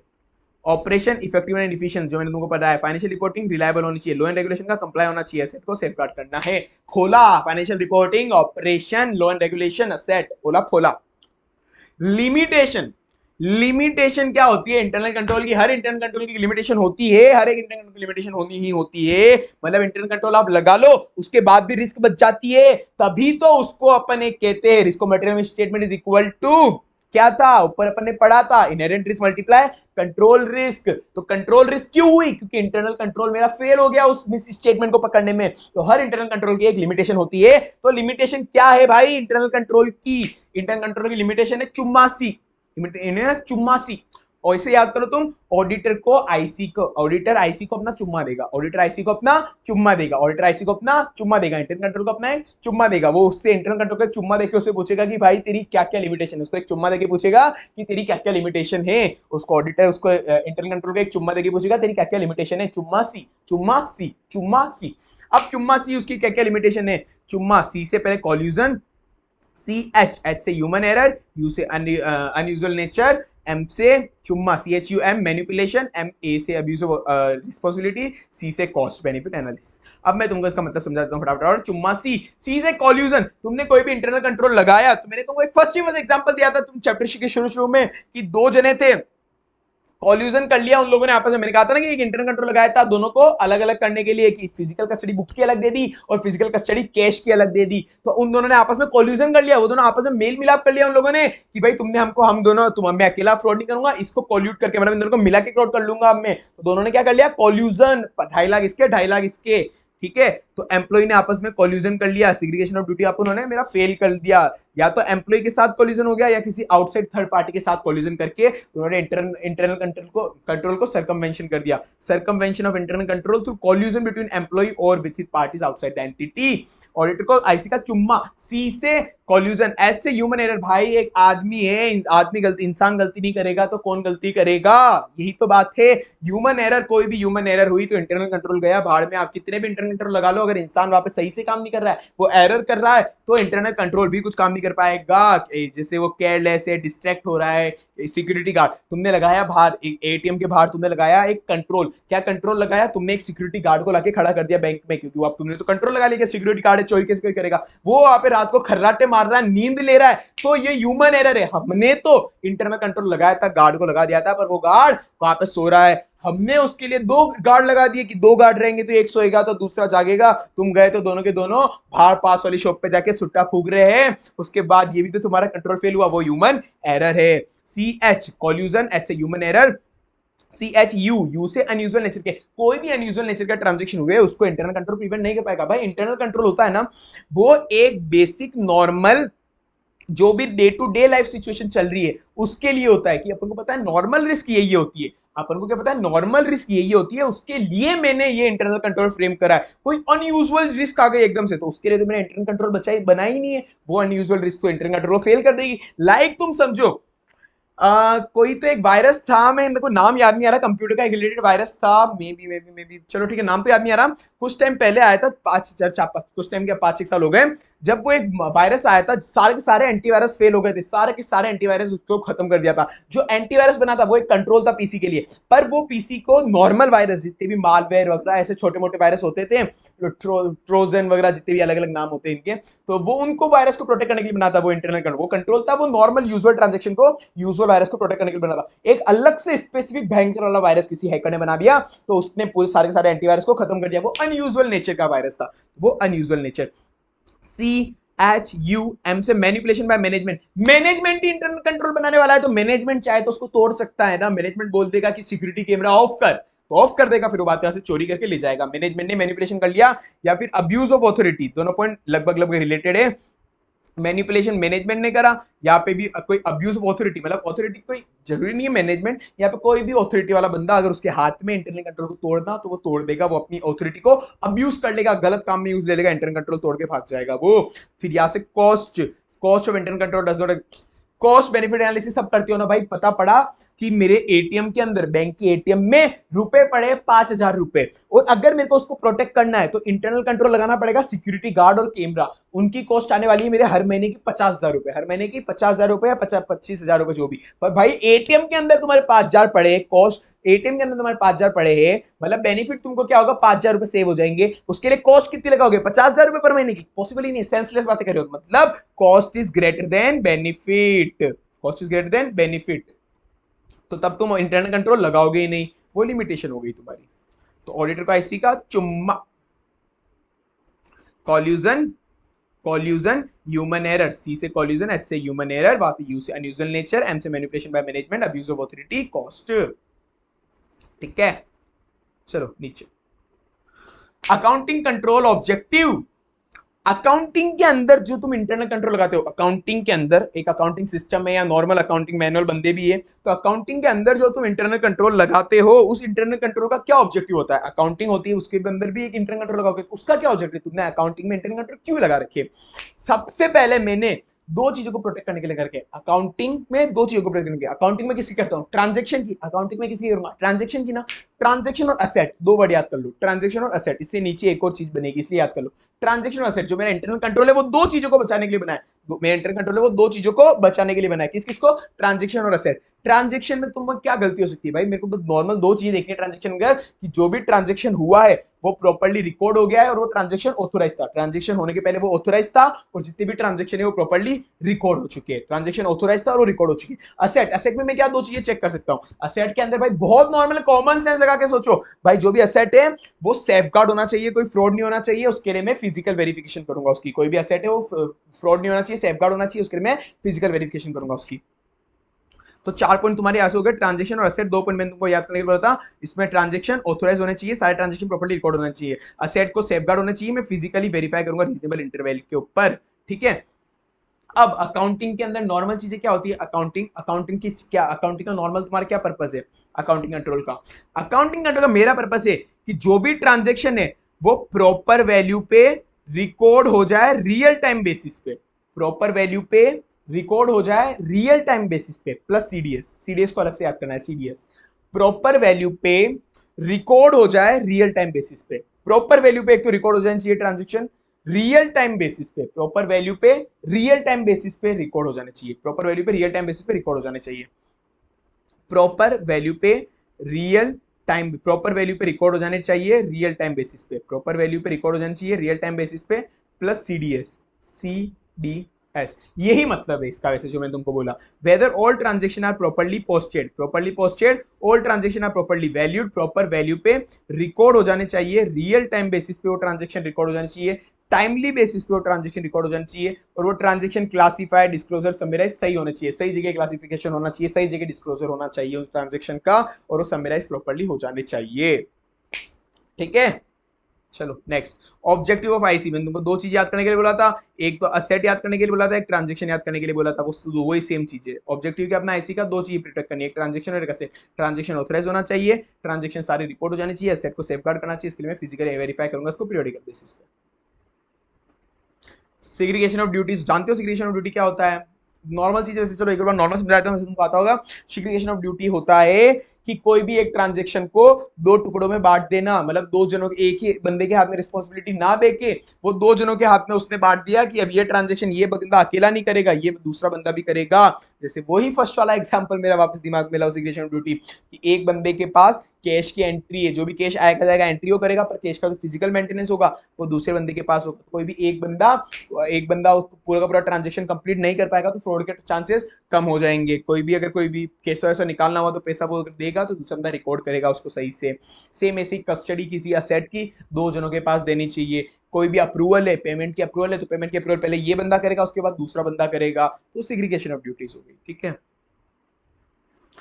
ऑडिटर आईसी इंटरनल कंट्रोल में क्या क्या चेक करेगा, how they were applied, whom they were applied and consistently applied, how, when and whom, how, whom and consistently, how, whom and consistently, कैसे अप्लाई करे, किसने अप्लाई करे, और वो कंसिस्टेंटली इंटरनल कंट्रोल चल रही है ना।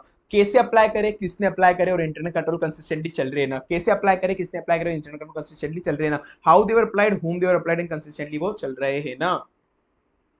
मैनुअल एलिमेंट कब चाहिए इंटरनल कंट्रोल में। इंटरनल कंट्रोल ऐसे तो होता है बिल्कुल ऑटोमेटेड, इंटरनल कंट्रोल क्या होता है ऑटोमेटेड, पर उसके अंदर मैनुअली अपन को इंटरफेयर करना क्यों होता है।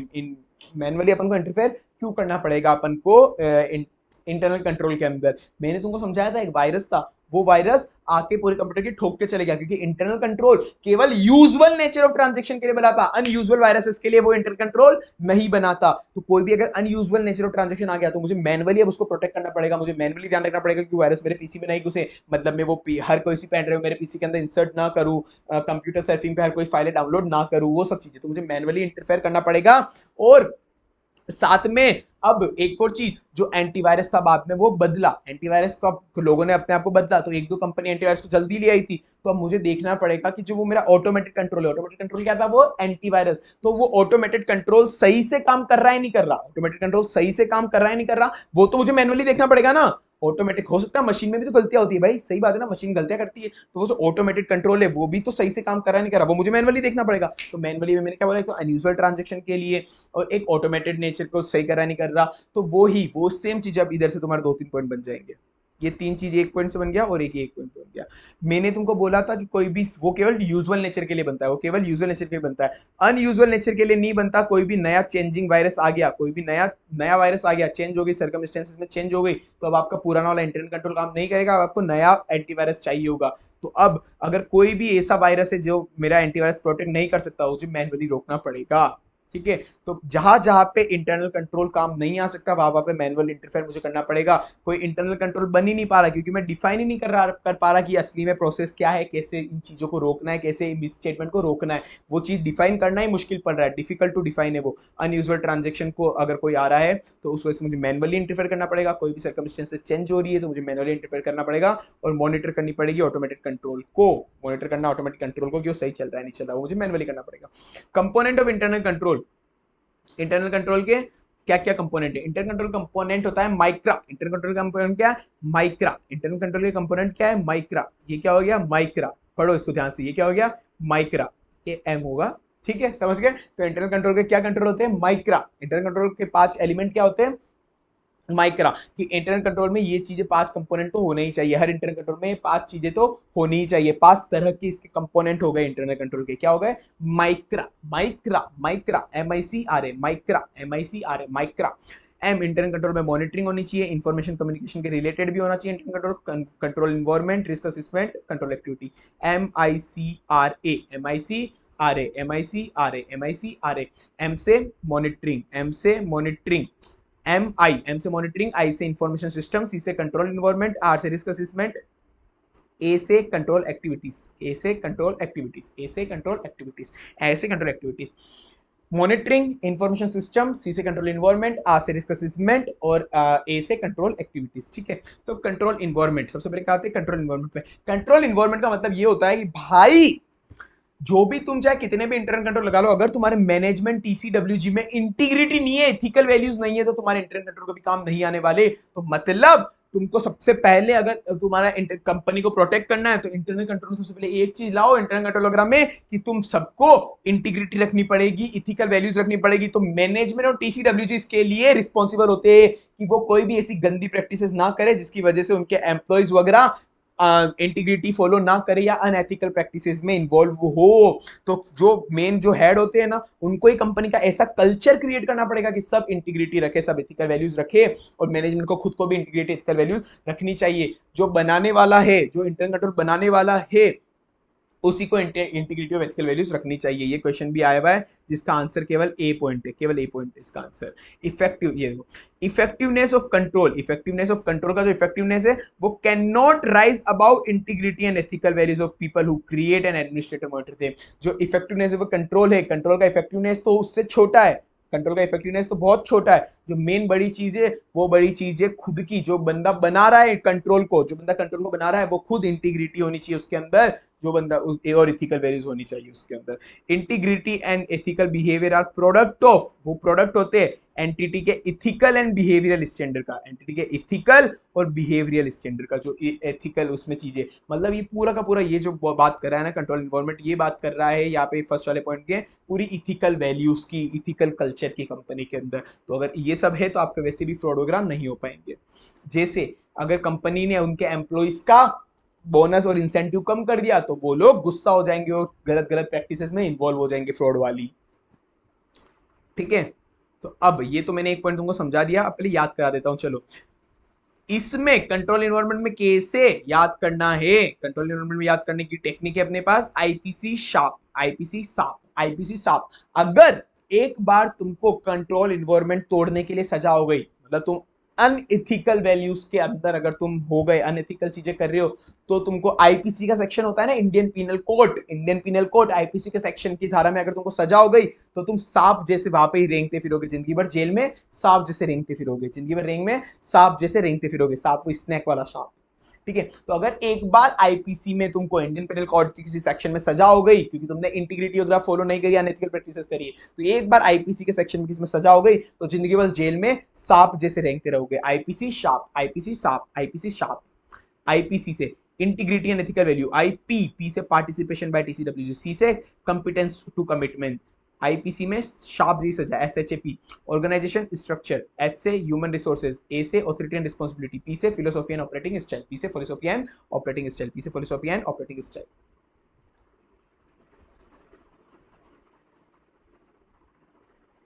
आईपीसी में सजाओगे तो शार्प रिसर्च है। इंटीग्रिटी मैंने तुमको समझा ही दिया, इंटीग्रिटी एंड एथिकल वैल्यूज होनी चाहिए। पार्टिसिपेशन बाय टीसीडब्ल्यूजी, कोई भी चीज कर रहे हो तो टीसीडब्ल्यूजी का पार्टिसिपेशन जरूरी है। अगर टीसीडब्ल्यूजी कोई पार्टिसिपेट नहीं करेगा फाइनेंशियल स्टेटमेंट वगैरह बनाने में या किसी भी चीज में, तो बंदे जो उनके नीचे काम करते हैं तो बहुत कैजुअली हो जाएंगे, यार टीसीडब्ल्यूजी तो देख नहीं रहा है, मतलब बाप तो देख नहीं रहा है, क्या है, कैसे भी काम कर लो, कोई तो ध्यान रखने वाला है नहीं। तो टीसीडब्ल्यूजी को हर चीज में थोड़ा थोड़ा इन्वॉल्व होना चाहिए, थोड़ी नजरें रखनी चाहिए, मॉनिटर रखनी चाहिए। Participation by TCWG, IP P से पार्टिसिपेशन बाय टीसीडब्ल्यूजी, सी से कंपिटेंस टू कमिटमेंट, मतलब कंपिटेंस मतलब तो तुम जानती है नॉलेज और स्किल वाला बंदा ही काम करना चाहिए किसी चीज के लिए। आईपीसी में सजाओगे तो शार्प जैसी सजा, एसएचएपी, एस से ऑर्गेनाइजेशन का स्ट्रक्चर होना चाहिए, उसमें अप्रोप्रिएट लाइन ऑफ रिपोर्टिंग होनी चाहिए। ह्यूमन रिसोर्स और पॉलिसी होनी चाहिए, एसएचपी ह्यूमन रिसोर्स और पॉलिसी ह्यूमन फ्रेंडली होनी चाहिए, एम्प्लॉय फ्रेंडली होनी चाहिए। अगर आपने गंदी पॉलिसी बनाई तो वो गलत काम करेंगे। SHAP authority and responsibility properly define होनी चाहिए। फिलोसॉफी एंड ऑपरेटिंग स्टाइल, जो मैनेजमेंट की फिलोसॉफी एंड ऑपरेटिंग स्टाइल होनी चाहिए वो अच्छी होनी चाहिए। बिल्कुल तुमने पढ़ा होगा ना बचपन में बीएसटी के अंदर फिलोसॉफी एंड मैनेजमेंट स्टाइल बहुत तरह की होती है। एक तो गंदी तरह से बॉस लीडर बॉस तरह की हुक्म देके झाड़ रहा है उनको, वो डांट रहा है उनको, तो वो मैं फिर वो एम्प्लॉय पे गलत इंपैक्ट पड़ता है, वो गलत काम करेंगे। एक होता है कि बिल्कुल प्रॉपर अच्छा लीडर बन के उनको राह दिखा रहा है उनको, तो वो अच्छे से काम करेंगे। तो फिलोसॉफी एंड ऑपरेटिंग स्टाइल की मैनेजमेंट कैसी फिलोसॉफी में डील करता है। रिस्क असेसमेंट प्रोसीजर, रिस्क को ढूंढने का प्रोसीजर क्या होना चाहिए। ये जो रिस्क असेसमेंट प्रोसीजर होता है वो होता है एंटरप्राइज रिस्क असेसमेंट का part, component of enterprise risk assessment. Component of risk वो अपन पढ़ेंगे चैप्टर नंबर 4 में कि एंटरप्राइज रिस्क असेसमेंट क्या होता है, वो चैप्टर नंबर 4 में बताऊंगा तुमको। एंटरप्राइज रिस्क असेसमेंट प्रोसीजर एक तरह से बहुत बड़ा, जितना भी बहुत बड़ी एंटिटी है ना, तो उसके अंदर बहुत बड़ा एक risk assessment enterprise risk management अपन ने बना लिया कि अब जितनी भी रिस्क होगी ये एंटरप्राइज रिस्क मैनेजमेंट डील करेगा। एंटरप्राइज का एक बहुत बड़ा रिस्क मैनेजमेंट का अपन ने प्रोसेस वगैरह बना लिया, इसके अंदर बहुत छोटी छोटी चीजें, तो उसके अंदर एक रिस्क असेसमेंट प्रोसेस भी है। रिस्क असेस करने में आपको qualitative as well as quantitative factor दोनों ध्यान में रखने, quality factor as well quantitative factor दोनों ध्यान रखने हैं। अब आपको कैसे, क्या स्टेज है, सबसे पहले आपको रिस्क असेस करनी है तो सबसे पहले आप देखो कि आपका गोल क्या है, आपका ऑब्जेक्टिव क्या है, आपका गोल क्या है, आपका ऑब्जेक्टिव क्या है। फिर उसके बाद वो फैक्टर ढूंढो जो आपका गोल और गोल को आपको अचीव करने पे रोकेंगे, वो फैक्टर ढूंढो जो आपका गोल अचीव करने पे रोकेंगे। आपका गोल क्या है और वो चीज आपकी रिस्क होगी जो आपको गोल अचीव करने से रोकेगा। आपका गोल क्या है और आपका गोल अचीव करने से कौन रोक रहा है, और वो रिस्क मिल गई ना आपको, मिल गई कि गोल अचीव करने से रोकेगा, क्या लाइकलीहुड है कि वो आपको गोल अचीव करने से रोकेगा, क्या लाइकलीहुड है कि आपको गोल अचीव करने से रोकेगा। आप बिना फालतू का सोच रहे हो कि गोल अचीव करने से रोक देगा यार ये वाला रिस्क, असली में नहीं हो सकता कि नहीं रोक पा रहा, बहुत रेयर चांस हो। तो क्या आपका गोल है, आपको गोल अचीव करने से कौन रोकेगा, उसका कितना लाइकलीहुड है कि वो आपको गोल अचीव करने से रोकेगा। और अगर आपको लग रहा है कि नहीं भाई ये तो रोकेगा ही रोकेगा, तो उसको रिस्पॉन्स दो, उसको मारो, उसको रिस्पॉन्स दो, मारो। फिर जो बचा कुछ रेसिडुअल रिस्क है उसको एनालाइज करो, उसको तो मार दिया अपन ने, अब थोड़े बहुत चिंदू मिंदू रिस्क बचे उसको एनालाइज कर लो, रेसिडुअल रिस्क को एनालाइज कर लो। डिफाइन द बिजनेस ऑब्जेक्टिव, मेरा बिजनेस ऑब्जेक्टिव क्या है, मैं वो इवेंट आइडेंटिफाई करूंगा जो मुझे अफेक्ट करेंगे बिजनेस ऑब्जेक्टिव अचीव करने के लिए। फिर मैं देखूंगा कि कितना लाइकलीहुड है वो मुझे अचीव करने में रोकेंगे, अगर वो अचीव करने में रोक रहे हैं तो मैं उसको मारूंगा, रिस्पॉन्ड करूंगा, मिटिगेट करूंगा उस रिस्क को, रिस्पॉन्ड करूंगा, मारूंगा। फिर जो बच्चे कुछ थोड़े बहुत चिंतु मिंदु है उसको असेस करूंगा, assess risk. Control activities, control activities ये हो गया रिस्क असेसमेंट प्रोसीजर हो गया। अब कंट्रोल एक्टिविटीज, कंट्रोल एक्टिविटीज मतलब कुछ तरह के कंट्रोल लगा लेने चाहिए ऑर्गेनाइजेशन के अंदर, कुछ तरह के कंट्रोल में क्या क्या एक्टिविटीज इन्होंने बोली है, इंटर कंट्रोल फ्रेमवर्क के अंदर कंपोनेंट क्या क्या होते हैं, याद कराने की ट्रिक, रिव्यू करो, रिव्यू करो इंफॉर्मेशन सिस्टम को भी और फिजिकल भी। इंफॉर्मेशन क्या होती है, इंटेंजिबल, फिजिकल हो गया टेंजिबल, तो दोनों चीज को रिव्यू करो, रिव्यू करो इंफॉर्मेशन को भी और फिजिकल चीजों को भी, कि दोनों के अंदर सिग्रीगेशन ऑफ ड्यूटी तो है ना, दोनों के अंदर एसओडी तो है। रिव्यू करो इंफॉर्मेशन को भी और फिजिकली, की दोनों के अंदर एसओडी तो है ना। रिव्यू करो फिजिकल कंट्रोल को भी, फिजिकल को भी और इंफॉर्मेशन को भी, दोनों के अंदर एसओडी तो है ना। रिव्यू करो इंफॉर्मेशन को भी और फिजिकल असेट को भी, तो दोनों के अंदर एसओडी तो है ना। क्या करना है आपको, रिव्यू करना है, किस किस को रिव्यू करना है, इंफॉर्मेशन को भी रिव्यू करना है और फिजिकल चीजों को भी रिव्यू करना है, कि दोनों के बीच में एसओडी तो है ना, दोनों के बीच में एसओडी तो है ना, ऐसे ठीक है। तो अब आपको परफॉर्मेंस रिव्यू करने, टाइम टू टाइम आपको परफॉर्मेंस रिव्यू करना है कि कंपनी का जितना टारगेट था वो अचीव हुआ है नहीं हुआ है, बजट के हिसाब से कैसे कैसे चल रहा है, वो परफॉर्मेंस रिव्यू आपको टाइम टाइम परफॉर्मेंस को रिव्यू करना है। इन्फॉर्मेशन प्रोसेसिंग, इन्फॉर्मेशन सिस्टम जो जो है आपका, वहां पे एप्लीकेशन कंट्रोल लगाओ, जर्नल एंट्री कंट्रोल लगाओ, फिजिकल कंट्रोल भी लगाओ, आपकी असेट बुक वगैरह पे फिजिकल कंट्रोल लगाओ, मतलब चौकीदार रखो, सीसीटीवी लगाओ, सिग्रीगेशन ऑफ ड्यूटीज भी लगाओ, सिग्रीगेशन ऑफ ड्यूटीज भी लगाओ, ठीक है। अब इंफॉर्मेशन एंड कम्युनिकेशन बहुत नॉर्मल चीज है। इंफॉर्मेशन और कम्युनिकेशन सिस्टम जो है ना अपना पूरा, उस पर भी कंट्रोल लगाओ कि आपकी जो इंफॉर्मेशन कम्युनिकेशन सिस्टम है वो प्रॉपर्ली चल रहा है, कि जितने भी ट्रांजेक्शन है सारे रिकॉर्ड हो रहे हैं, करेक्ट अमाउंट पे रिकॉर्ड हो रहे हैं, टाइमली बेसिस पे रिकॉर्ड हो रहे हैं, उसी तरह की चीजें कि सारे के सारे आइडेंटिफाई करो, रिकॉर्ड करो, all valid transaction timely basis के ऊपर रिकॉर्ड हो जाने चाहिए, प्रॉपर वैल्यू पे रिकॉर्ड हो जाने चाहिए, सही टाइम पीरियड में कट ऑफ वाला वो रिकॉर्ड हो जाने चाहिए, डिस्क्लोजर सही जाना चाहिए, वो इन्फॉर्मेशन। मॉनिटरिंग बिल्कुल नॉर्मल, मॉनिटरिंग करना, जितने भी अपने ऊपर के कंट्रोल है इंटरनल कंट्रोल को प्रॉपर्ली मॉनिटर करो, हर टाइम मॉनिटर करो कि इंटरनल कंट्रोल सही चल तो रहा है ना, मॉनिटर करना पड़ेगा अपन को इंटरनल कंट्रोल को। Risk assessment procedure elucidate the circumstances in which risk can arise or change, risk can arise or change, ठीक है। कौन समझाना तो भूल गया, कौन कौन से सर्कमस्टेंसेस जहां पे रिस्क अराइज हो सकती है और चेंज हो सकती है, कौन कौन से सर्कमस्टेंसेस है, कुछ एग्जांपल दो कि जहां पे रिस्क अराइज हो सकती है या फिर रिस्क चेंज हो सकती है, तो रिस्क अराइज हुई या फिर चेंज हुई, मतलब कम से ज्यादा हुई है, कम ज्यादा से कम हुई है, रिस्क चेंज होना कुछ भी हो सकता है, ठीक है ना। तो अब रिस्क को चेंज हो सेकंड, इसकी ट्रिक सबसे पहले, अगर ग्रोथ, चलो पहले ये समझा देता हूँ, अगर ग्रोथ ज्यादा हो रही है तुम्हारी, सिग्निफिकेंट ग्रोथ है, तो रिस्क भी ज्यादा होगी भाई, अगर तुम जितना ज्यादा ग्रोथ करोगे उतनी ज्यादा रिस्क होगी, नॉर्मल टेंडेंसी है। तो अगर तुम फॉरेन ऑपरेशन में जा रहे हो, फॉरेन कंट्री के अंदर अपना बिजनेस एक्सपेंड कर रहे हो, वहां पर रिस्क ज्यादा हो गया, अलग अलग तरह के रूल एंड रेगुलेशन लगेंगे। अगर तुम कोई नया प्रोडक्ट लॉन्च कर रहे हो, नया मॉडल में जा रहे हो, तो वहां पर उसमें रिस्क ज्यादा होगी। नया पर्सनल एम्प्लॉय कर रहे हो, नई टेक्नोलॉजी लगा रहे हो, तो रिस्क ज्यादा होगी, क्या मतलब नई टेक्नोलॉजी खराब हो, क्या मतलब नए बंदे सही से काम नहीं करे, नया इन्फॉर्मेशन सिस्टम हो रहा हो तो खराब हो, कॉर्पोरेट का में कोई रिस्ट्रक्चरिंग चल रही है आपका, तो रिस्क ज्यादा है, कोई नया अकाउंटिंग अनाउंसमेंट आ गया तो भी रिस्क ज्यादा है, नॉर्मल चीजें थी, तो ठीक है ना। रिस्क तब उसको याद करने की क्या टेक्निक होनी चाहिए, अगर ग्रोथ चाहिए, अगर ग्रोथ चाहिए तो चाहे इंडिया हो या फॉरेन, अगर ग्रोथ चाहिए तो चाहे इंडिया हो या फॉरेन, चाहे इंडिया हो या फॉरेन, न्यू प्रोडक्ट बनाओ, न्यू प्रोडक्ट बनाओगे तो ही ग्रोथ मिलेगी। कुछ हर वो सेम घिसा पिटा प्रोडक्ट ले आओगे ना मार्केट में, तो आपको नहीं मिलेगा, आपको ग्रोथ नहीं मिलेगी। अगर न्यू प्रोडक्ट चाहिए तो आपको ग्रोथ, सॉरी आपको ग्रोथ चाहिए तो आपको इंडिया हो या foreign,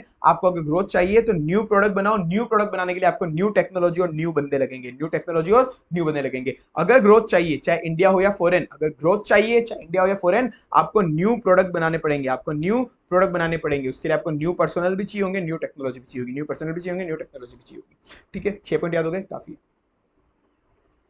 internal check system, internal check system क्या होता है सर, ये इंटरनल कंट्रोल का एक पार्ट होता है, ये इंटरनल कंट्रोल का एक पार्ट है, इंटरनल कंट्रोल होता है ना जो तुम्हें बहुत बड़ा इंटरनल कंट्रोल है, उसका एक पार्ट है इंटरनल चेक सिस्टम। और इंटरनल कंट्रोल के अंदर भी एक सिग्रीगेशन ऑफ ड्यूटी होता है, सिग्रीगेशन ऑफ ड्यूटी में तुमको समझाया था, ये इंटरनल चेक उसका भी एक सब पार्ट है, इंटरनल चेक उसका भी एक सब पार्ट है, मतलब इंटरनल कंट्रोल के अंदर segregation of duty, segregation of duty के अंदर भी एक इंटरनल चेक चीज है। तो इंटरनल चेक क्या होता है सर, इंटरनल चेक होता है बुक कीपिंग के सिस्टम को, बुक कीपिंग के सिस्टम को और स्टाफ की ड्यूटीज को ऐसे अरेंज करना, जो बुक अपन बना रहे, बुक मेंटेन कर रहे, बुक कीपिंग के जितना भी प्रोसेस है, book keeping and staff duty को ऐसे अरेंज करना कि ट्रांजेक्शन शुरू शुरू से लेके एंड तक का ट्रांजेक्शन कोई एक अकेला बंदा कंप्लीट ना कर पाए। मैंने बोला था कि कोई एक ही बंदा ट्रांजेक्शन करेगा तो रिस्क होगी, वही सेम फर्स्ट वाला एग्जांपल, अरे सर पूरे एक एग्जांपल से चैप्टर खत्म करोगे क्या, हाँ भाई उसी एग्जांपल से मैं चैप्टर खत्म करूंगा, इसीलिए वो एग्जांपल मैंने बनाया है ध्यान से, ठीक है। तो मैंने फर्स्ट वाला एग्जांपल मैंने दिया था, पूरा का पूरा ट्रांजेक्शन अगर कोई एक ही बंदा कर रहा है, एक ही बंदा कैश मैनेज कर रहा है, सारी एंट्री वगैरह एक ही कर रहा है, एक ही बंदा कैश को फिजिकल भी मेंटेन कर रहा है, एक ही बंदा पूरा का पूरा जैसे तुम मानो परचेज और पेमेंट एक ही बंदा कर रहा है, परचेज ऑर्डर भी एक ही जना रेस कर रहा है, परचेज ऑर्डर भी उसने एक ही बंदे ने रेस करा, गुड्स जो आया उसने उसी को उसने अकेले नहीं संभाला गुड्स को, और जो पेमेंट हो रहा है गुड्स का वो अकेला बंदा ही कर रहा है, तो तीनों की तीनों प्रोसेस उसके हाथ में, तो उसके फ्रॉड करने की बहुत ज्यादा चांसेस है, वो तीनों को एक साथ मैनिपुलेट कर कुरा के वो हो सकता है कि पेमेंट वहां पे तो कम दे, बाकी का पेमेंट जेब में डाल ले। तो एक अगर कोई बंदा शुरू से लेकर एंड तक का पूरा ट्रांजेक्शन करेगा तो वो बीच के बग ढूंढ लेगा, बीच के बग्स ढूंढ लेगा और वो फ्रॉड कर सकता है। तो इसीलिए बुक कीपिंग को और स्टाफ की ड्यूटी को ऐसे अरेंज करना कि शुरू से लेकर एंड तक का ट्रांजेक्शन कोई खुद एक अकेला बंदा नहीं कर पाए।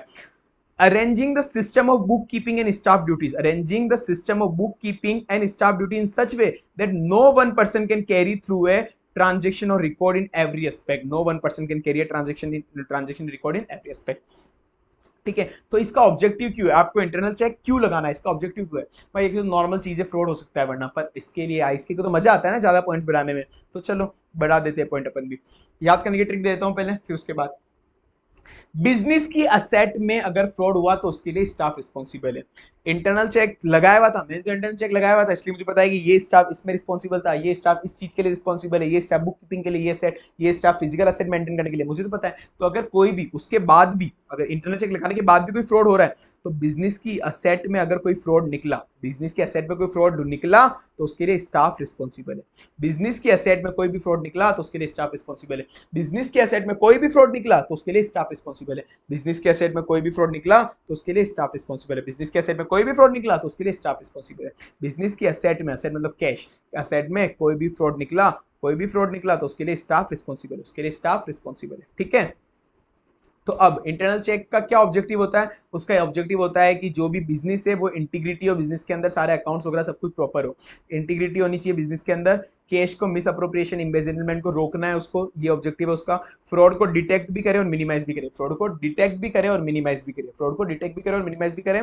स्टाफ जो है वो इफिशियंसी बढ़ाएगा, स्टाफ की इफिशियंसी बढ़ाएगा, और रिस्पॉन्सिबिलिटी वो सबकी तय कर देगा कि इसके लिए ये बंदा रिस्पॉन्सिबल है, इसके बंदे ये रिस्पॉन्सिबल है बंदा, तो कोई भी फ्रॉड हुआ तो अपन को पता पड़ जाएगा इसके लिए ये बंदा रिस्पॉन्सिबल था, ये बंदा जिम्मेदार था।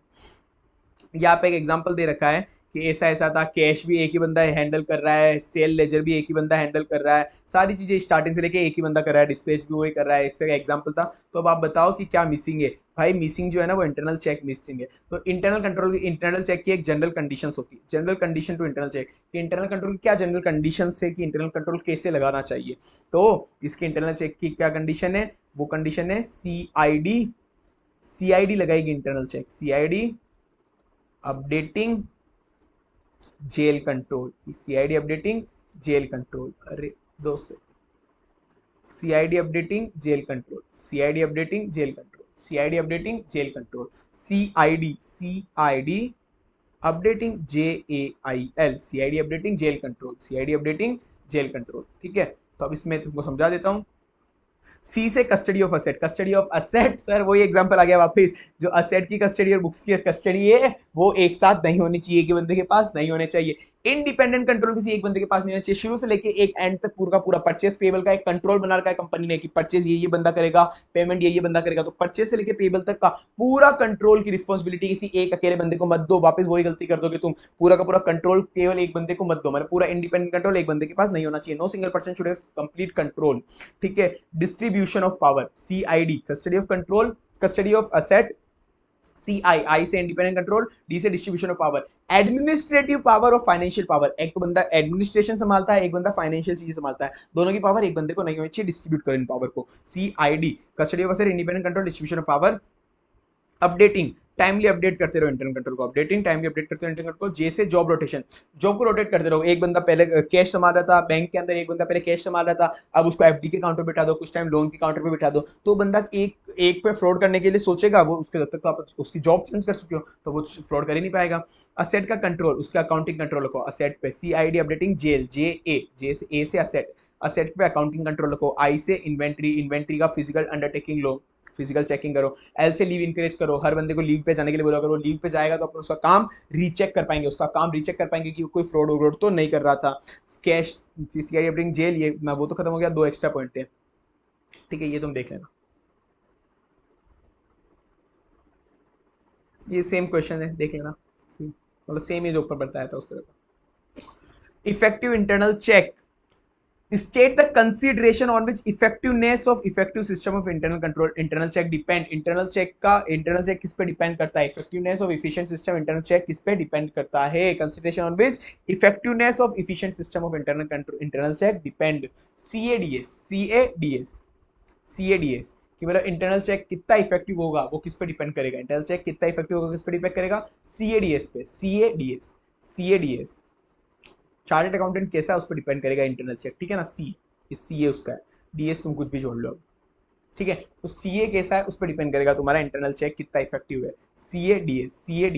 CADS क्लैरिटी और responsibility, appraisal, division of work, centralisation. CADS clarity और रिस्पॉन्सिबिलिटी, हर बंदे को अपने अपनी पर्सन को रिस्पॉन्सिबिलिटी अपनी अपनी समझा दी, अगर प्रॉपर्ली आइडेंटिफाई है तो इंटरनल चेक अच्छा चलेगा, अदरवाइज नहीं चलेगा।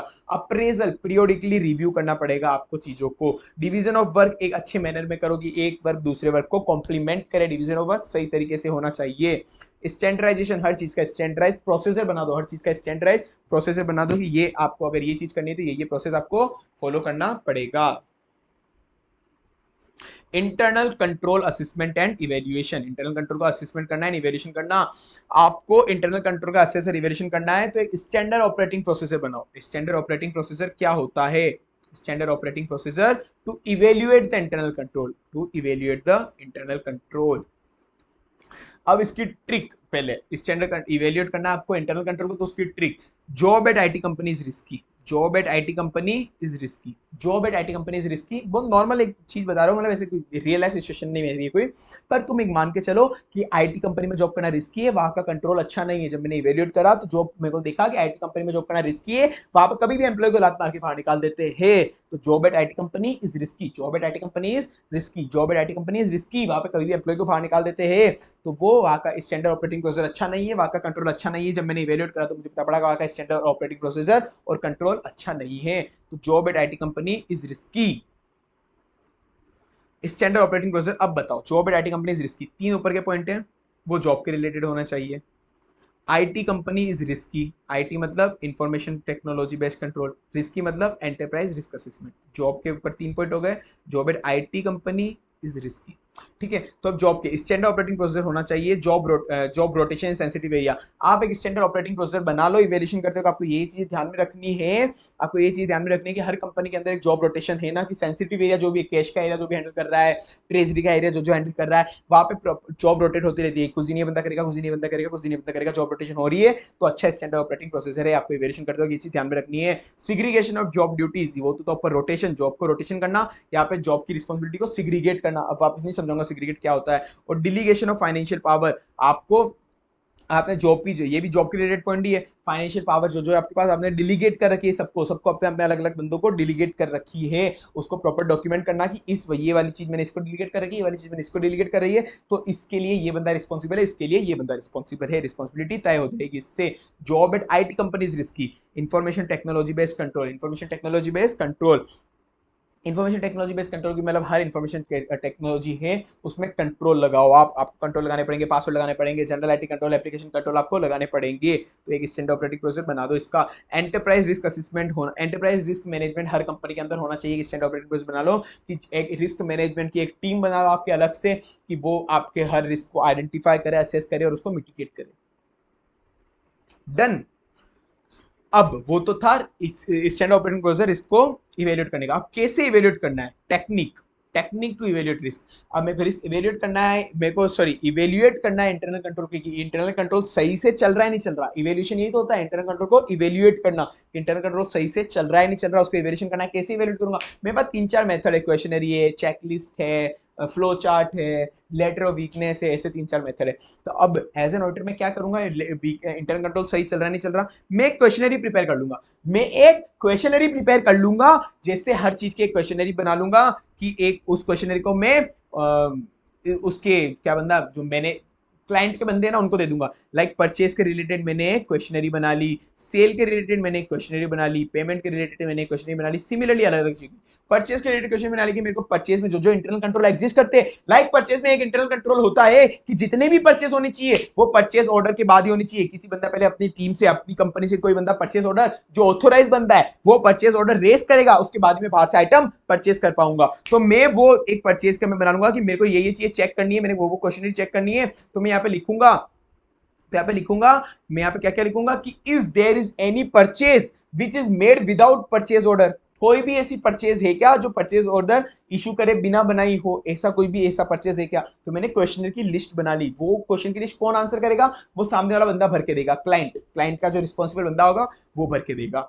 Set of question framed in organise manner, organise manner मैंने एक सेट ऑफ क्वेश्चन बना लिए, वो सर्वर सेक्शन के अलग अलग सेपरेट सेक्शन के होते हैं, परचेज, सेल, ट्रेड रिसीवेबल, वो फिल होगा, कंपनी का एग्जीक्यूटिव भरेगा। तो जैसे मेरे को फाइनल रिस्पॉन्स मिलेगा तो उससे मैं इंटर कंट्रोल को इवेल्युएट कर पाऊंगा कि इनका इंटर कंट्रोल सही है नहीं है। अगर मुझे पता पड़ा कि ऐसी परचेज है जो परचेज ऑर्डर के बिना है तो इनका इंटर कंट्रोल सही नहीं है। कुछ बेसिक अजम्पशन बनाओ, कुछ बेसिक अजम्पशन बताओ जो आपको लगता है कि इंटरनल कंट्रोल क्वेश्चनरी आप जो फ्रेम, इंटरनल कंट्रोल क्वेश्चनरी आप जो बना रहे हो, कि इंटरनल कंट्रोल क्वेश्चनरी बना रहे हो, तो आप कुछ बेसिक अजम्पशन बताओ कि वो तो होना ही चाहिए कंपनी के अंदर, उस हिसाब से आप क्वेश्चन बनाओ। ये बहुत ही बेसिक चीज है, बेसिक अजम्पशन कि हर कंपनी को ये वाला इंटरनल कंट्रोल तो मिनिमम रखना ही चाहिए। मैं ये मान के चल रहा हूँ कि कंपनी के अंदर ये इंटरनल कंट्रोल तो है, मैं उस हिसाब से अपना क्वेश्चनरी ड्राफ्ट कर रहा हूँ। तो वो कौन कौन से बेसिक अजम्पशन है जो होने ही चाहिए, गुड अजम्पशन मतलब गुड कंट्रोल, तो वो होने चाहिए, बहुत नॉर्मल चीजें है। ये पूरा का पूरा रिलेटेड है सिग्रीगेशन ऑफ ड्यूटीज के रिलेटेड। सिग्रीगेशन ऑफ ड्यूटीज से आपके 4 पॉइंट तो ये कवर हो गए। सिग्रीगेशन ऑफ ड्यूटी तुम जानते हो ना, वो चारों पॉइंट तुम पढ़ोगे ना, वो यहाँ पे हो जाएगा कि डिवीजन ऑफ ड्यूटी होनी चाहिए हर कंपनी में। डिवीजन ऑफ ड्यूटी होनी चाहिए कि कोई भी बंदा अकाउंटिंग और कस्टडी का काम एक ही बंदा नहीं करना चाहिए। अकाउंटिंग और कस्टडी का काम एक ही बंदा नहीं करना चाहिए। कोई भी सिंगल पर्सन पूरा का पूरा ट्रांजेक्शन खुद कैरी नहीं करना चाहिए। एक बंदे ने काम करा तो उसका काम दूसरा बंदा रिव्यू करेगा। तो पूरा का पूरा सिग्रीगेशन ऑफ ड्यूटी के रिलेटेड हो गया ना। Division of duty, division of duty segregation of duty के वही वाला पार्ट है। अकाउंटिंग एंड कस्टडी का काम एक बंदा नहीं करना चाहिए। कोई भी एक बंदा पूरी पूरी ट्रांजेक्शन शुरू से लेकर एंड तक नहीं करना चाहिए। एक काम किसी बंदे ने करा तो दूसरा बंदा उस काम को चेक करेगा। तो ये सारे चारों point segregation of duty related हो गए।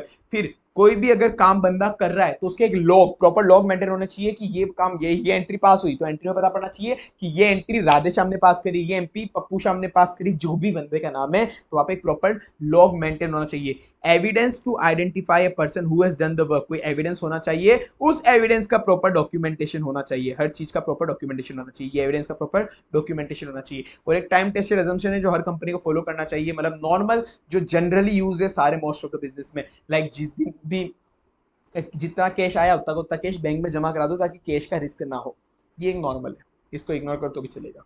तो ये 6 तो याद हो गए। 4 तो एसओडी रिलेटेड थे और 2 लॉक्स के रिलेटेड थे। जो भी बंदा काम कर रहा है वो आइडेंटिफाई होना चाहिए, उसके आइडेंटिफिकेशन लॉक्स वगैरह को आपको डॉक्यूमेंटेशन रखना है। चेकलिस्ट, चेकलिस्ट क्या होती है? ऊपर एक डॉक्यूमेंटेशन था, क्वेश्चनरी थी, वो क्वेश्चनरी थी जो स्टाफ फिल करेगा और वो थी स्टाफ के लिए। अब चेकलिस्ट भी उसके रिलेटेड है, पर ये चेकलिस्ट फिल करेगा ऑडिटर। एज एन ऑडिटर खुद अपने आप को वो इंस्ट्रक्शन देगा कि ऐसे ऐसे चेकिंग करनी है, ये चीजें चेक करनी है। मैं कैसे चेक करूंगा? मैंने ऊपर क्या पूछा था? ऊपर मैंने पूछा था कि क्या कोई भी ऐसी परचेज है क्या जो परचेज ऑर्डर के बिना हुई हो, ये मैंने पूछा था। अगर उसने बोल दिया यस तो हाँ वीकनेस है। तो अब मैं यहाँ पे चेकलिस्ट में क्या कहूंगा, ये मेरे खुद के लिए इंस्ट्रक्शन है, मेरे खुद के लिए इंस्ट्रक्शन है चेकलिस्ट में कि मैंने क्या ये चेक कर लिया क्या। चेकलिस्ट मतलब ये बन गई, ये यहाँ पे सीरियल नंबर आ गया, ये चेकलिस्ट के पॉइंट्स आ गए और अब यहाँ पे होगा यस नो एन। अब यहाँ पे जैसे मैंने लिखा, यहाँ पे मैंने क्या चेक करा, तो मैंने यहाँ पे क्या लिखा, यहाँ पे यहाँ पे मैंने लिखा कुछ लाइक जैसे ऊपर वाला एग्जांपल लेते हैं। ऊपर मैंने क्या बोला था कि क्या कोई भी ऐसी परचेसेस जो परचेस ऑर्डर के बिना रिकॉर्ड हुई हुई हो वो। अब मैं यहाँ पे लिखूंगा क्या तुमने सारी की सारी परचेस चेक कर ली क्या और तुम सेटिस्फाई हो क्या कि सारी परचेस के परचेस ऑर्डर एग्जिस्ट करते हैं। ये मेरे लिए इंस्ट्रक्शन है, एज एन ऑडिटर मेरे लिए इंस्ट्रक्शन है या मेरी टीम के लिए इंस्ट्रक्शन है कि मैंने सारी परचेस चेक कर ली है, मैंने सारी परचेस चेक कर ली है और सारी परचेस के परचेस ऑर्डर एग्जिस्ट करते हैं। अगर मैंने यहाँ पे यस कर दिया तो ठीक है, पर अगर मैंने यहाँ पे नो कर दिया, अगर मैंने यहाँ पे नो कर दिया तो गलती है, वीकनेस है। तो यहाँ पे वीकनेस किससे आइडेंटिफाई हुई? यस से। यहाँ पे वीकनेस किससे आइडेंटिफाई हुई? नो से। ठीक है, तो इंस्ट्रक्शन फॉर ए ऑडिटर जो उसको फॉलो करने हैं उसके सामने एक स्पेस दी हुई होती है, ये स्पेस होती है किस लिए होती है? यस नो नॉट एप्लीकेबल के लिए। क्वेश्चनरी और इस चेकलिस्ट में डिफरेंस, क्वेश्चनरी में लार्ज नंबर ऑफ क्वेश्चन होते हैं, लार्ज नंबर ऑफ क्वेश्चन, बहुत सारे क्वेश्चन होते हैं, पर जो चेकलिस्ट होता है उसमें केवल मेन कंट्रोल के रिलेटेड कुछ इंपॉर्टेंट क्वेश्चन ही होते हैं, मेन कंट्रोल रिलेटेड क्वेश्चन ही होते हैं। वीकनेस इसमें यस से आइडेंटिफाई होती है। मैंने तुमको ऊपर समझाया था कि कोई भी ऐसी परचेज है क्या जो परचेज ऑर्डर के बिना करी हो, यस तो वीकनेस है। और यहाँ पे नो कैसे कि सारे की सारी परचेज के परचेज ऑर्डर अवेलेबल है ना, तुमने चेक कर लिया ना, नो मतलब वीकनेस है। इन केस ऑफ नो, अब यहाँ पे मैंने नो मतलब नो मतलब यहाँ पे क्या था? वीकनेस। नो आई, जैसे मैंने नो करा तो यहाँ पे तो क्या? वीकनेस। अगर कोई भी वीकनेस है तो मुझे उसके लिए फर्दर डिटेल एग्जामिनेशन करना पड़ेगा, एक स्पेसिफिक स्टेटमेंट इज रिक्वायर्ड, एक नया स्टेटमेंट बनाना पड़ेगा। यहाँ पे से नो करा तो मुझे पूरा पूरा स्टेटमेंट बनाना पड़ेगा कि कौन कौन सी ऐसी परचेज है जिसके लिए परचेज ऑर्डर नहीं है, पूरा पूरा स्टेटमेंट बनाना पड़ेगा, पूरी एक्सप्लेनेशन देनी पड़ेगी। पर यहाँ पे मैंने नो करा तो इसका मतलब क्या है? मतलब कंट्रोल इफिशिएंटली काम कर रहा है, कंट्रोल इफिशिएंटली काम कर रहा है। यहाँ पे नो का मतलब तो ये ना कंट्रोल इफिशिएंटली काम कर रहा है, तो इसमें मुझे आगे कोई भी डिटेल प्रोसीजर नहीं लगाना है, कोई भी डिटेल प्रोसीजर आगे नहीं लगाना है। फ्लो चार्ट सबसे ज्यादा इंपॉर्टेंट है इसके अंदर। फ्लो चार्ट टेक्निक क्या होती है? इंटरनल कंट्रोल को इवैल्यूएट करने के लिए फ्लो चार्ट टेक्निक होती है एक बर्ड आई व्यू। हर एक कंट्रोल का मैंने एक फ्लो चार्ट बना के रख दिया कि सबसे पहले जो परचेज होगा उसका परचेज ऑर्डर रेज करेगा एक्स वाला बंदा, उस परचेज ऑर्डर को अप्रूव करेगा वाई वाला बंदा, उसको अप्रूव करेगा, फिर वाई वाला बंदा 2 जनों से टेंडर मंगाएगा, फिर उन 2 जनों के टेंडर को इवेल्युएट करेगा सी वाला बंदा, सी वाला बंदा वो सी वाला बंदा ए वाले बंदे की अप्रूवल लेके फाइनली परचेस कर लेगा और फिर परचेस करने के बाद जेड वाला बंदा इनकी पेमेंट करेगा। तो ये इतने सारे ऑथराइजेशन है, ये कंट्रोल लगा रखेगी, ये बंदा अप्रूव करेगा, ये बंदा अप्रूव करेगा, ये बंदा अप्रूव करेगा, ये बंदा चेक करेगा, ये बंदा अप्रूव करेगा, ये बंदा पेमेंट करेगा। ये पूरे के पूरे जितना भी कंट्रोल है किसी भी एरिया के अंदर, उस पूरे के पूरे कंट्रोल को मैं ऐसे ही जो मैंने बनाया ना इसको कहते हैं फ्लो चार्ट। पूरे के पूरे मैं इसको फ्लो चार्ट में उतार दूंगा। जितना भी कंट्रोल है ना पूरे फ्लो चार्ट सबको फ्लो चार्ट में उतार लूंगा, फिर मैं हर पॉइंट पे देखूंगा, हर पॉइंट पे एक रैंडमली चेक करूंगा कि ये कंट्रोल फॉलो हुआ है नहीं हुआ, हाँ ये स्टेप भी फॉलो करी थी, ये स्टेप भी फॉलो करी थी, ये स्टेप भी फॉलो करी थी। मैं क्या करूंगा, टेस्ट चेक कर लूंगा, कोई भी एक परचेज उठा लूंगा, कोई भी एक परचेज, उस परचेज के सारे एविडेंस मांग लूंगा कि हाँ भाई मेरे को बताओ कि इस बंदे ने ऑथोराइज करा था ना इसका परचेज ऑर्डर, इस बंदे ने पेमेंट कराया ना इसका, मैं पूरा वो एसएपी सिस्टम होता है उससे सब कुछ निकल ही जाता है, तुमको पता हो नहीं हो, ठीक है। तो उससे मैं सब कुछ चेक करूंगा। तो फ्लो चार्ट एक बना लिया मैंने सारे कंट्रोल को, अब मैं उसको बिल्कुल अच्छे से इवेल्युएट कर लूंगा। तो फ्लो चार्ट एक डायग्रामेटिक रिप्रेजेंटेशन है जो बर्ड आई व्यू देता है। क्या देता है? डायग्रामेटिक रिप्रेजेंटेशन है जो एक बर्ड आई व्यू देता है सारे कंट्रोल का, एक concise as well as comprehensive manner, concise भी देता है और कॉम्प्रिहेंसिव भी देता है, ठीक है। तो ये ग्राफिकल प्रेजेंटेशन है, ग्राफिकल प्रेजेंटेशन है, बर्ड आई व्यू देता है, concise as well as comprehensive है। Graphical presentation concise as well as comprehensive view देता है, बर्ड आई व्यू अपन को दिखता है, diagram with full line and symbol, diagram with full line and symbol, diagram with full line and symbol. ये चीज बता देगा, ये अपन को क्या क्या बताएगा, मोर और एवरलेस, क्या क्या बताएगा, वो बताएगा अपन को कि डॉक्यूमेंट, कोई भी डॉक्यूमेंट, मैंने क्या बताया पूरा शुरू से लेकर एंड तक का बताया था ना मैंने फ्लो चार्ट के अंदर कि ये था, फिर एंड में ये हुआ, ये हुआ, शुरू ट्रांजेक्शन यहाँ से हुआ था, डिस्पोज एंड में यहाँ पे पेमेंट पे हुआ था, फिर पूरा फ्लो चार्ट बना के बताया।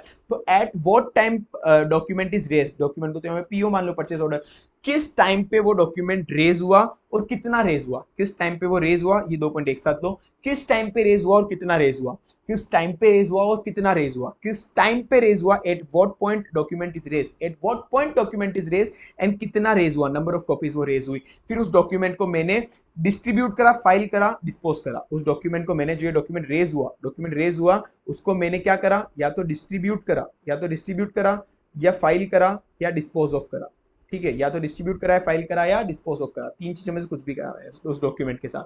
तो मैंने उस डॉक्यूमेंट को या तो डिस्ट्रीब्यूट कर दिया, या फाइल कर दिया कहीं पे, या डिस्पोज कर दिया। डॉक्यूमेंट को डिस्ट्रीब्यूट कर दिया, फाइल कर दिया, डिस्पोज कर दिया, डॉक्यूमेंट को डिस्ट्रीब्यूट कर दिया, फाइल कर दिया, डिस्पोज कर दिया, डॉक्यूमेंट को डिस्ट्रीब्यूट कर दिया, फाइल कर दिया, डिस्पोज कर दिया, ठीक है। तो एट व्हाट टाइम, कब डॉक्यूमेंट रेज हुआ, कितनी कॉपीज रेज हुई, कब डॉक्यूमेंट रेज हुआ, कितनी कॉपीज रेज हुई, फिर उस डॉक्यूमेंट को मैंने डिस्ट्रीब्यूट कर दिया, डिस्पोज कर दिया, फाइल कर दिया, डॉक्यूमेंट को डिस्ट्रीब्यूट कर दिया, डिस्पोज कर दिया, फाइल कर दिया, ठीक है। तो ये याद हो गया ऐसे, ठीक है।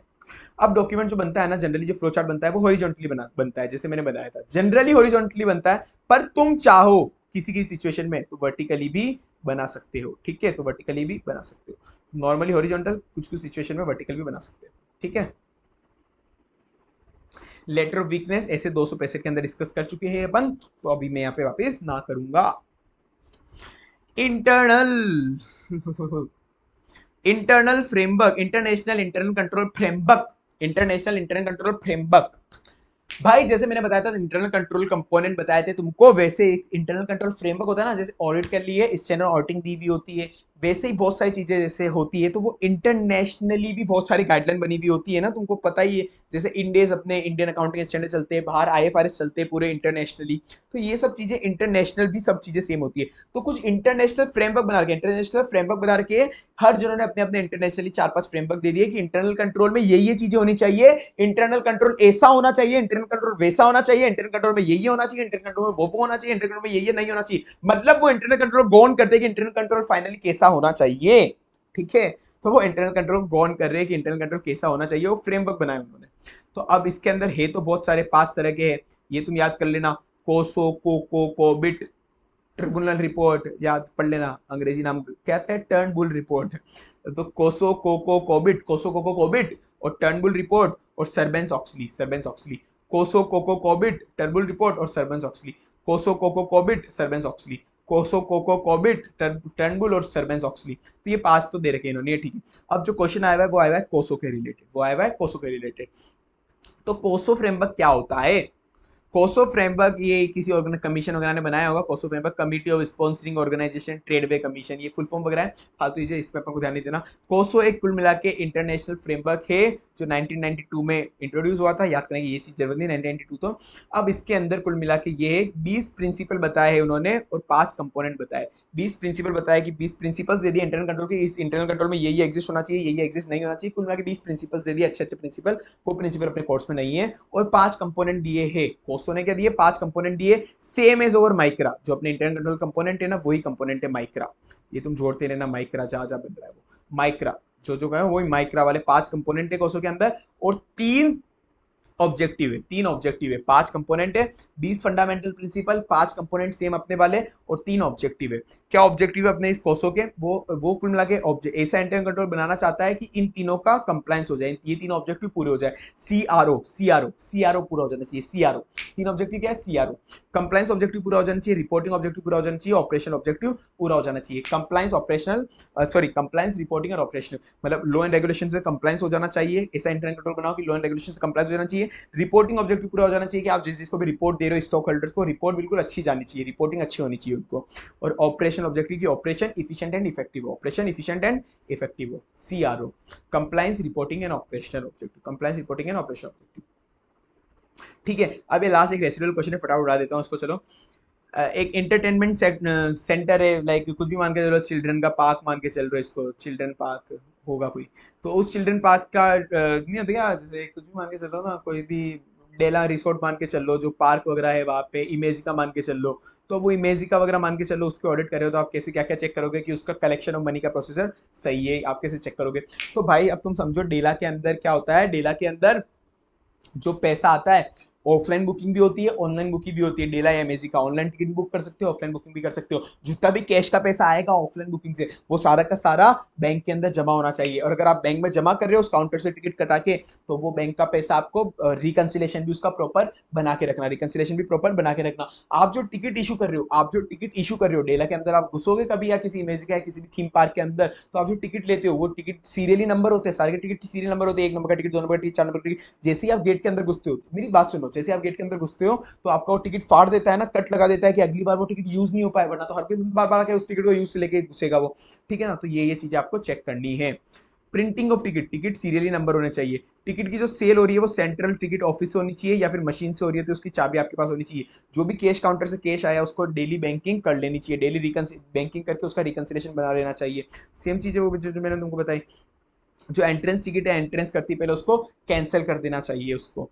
एडवांस बुकिंग वगैरह का 1-2 पॉइंट होगा। डिस्काउंट अगर कुछ है, डिस्काउंट दे रहा है इमेजी का, तो वो डिस्काउंट ऑथोराइज तो है ना। सरप्राइज चेक कर लेना उसका बैंक का कि बैंक बैलेंस मैच हो रहा है उसकी बुक वगैरह से, कैश बैलेंस मैच हो रहा है, ये सब चीजें सरप्राइज वेरिफिकेशन कर लेना।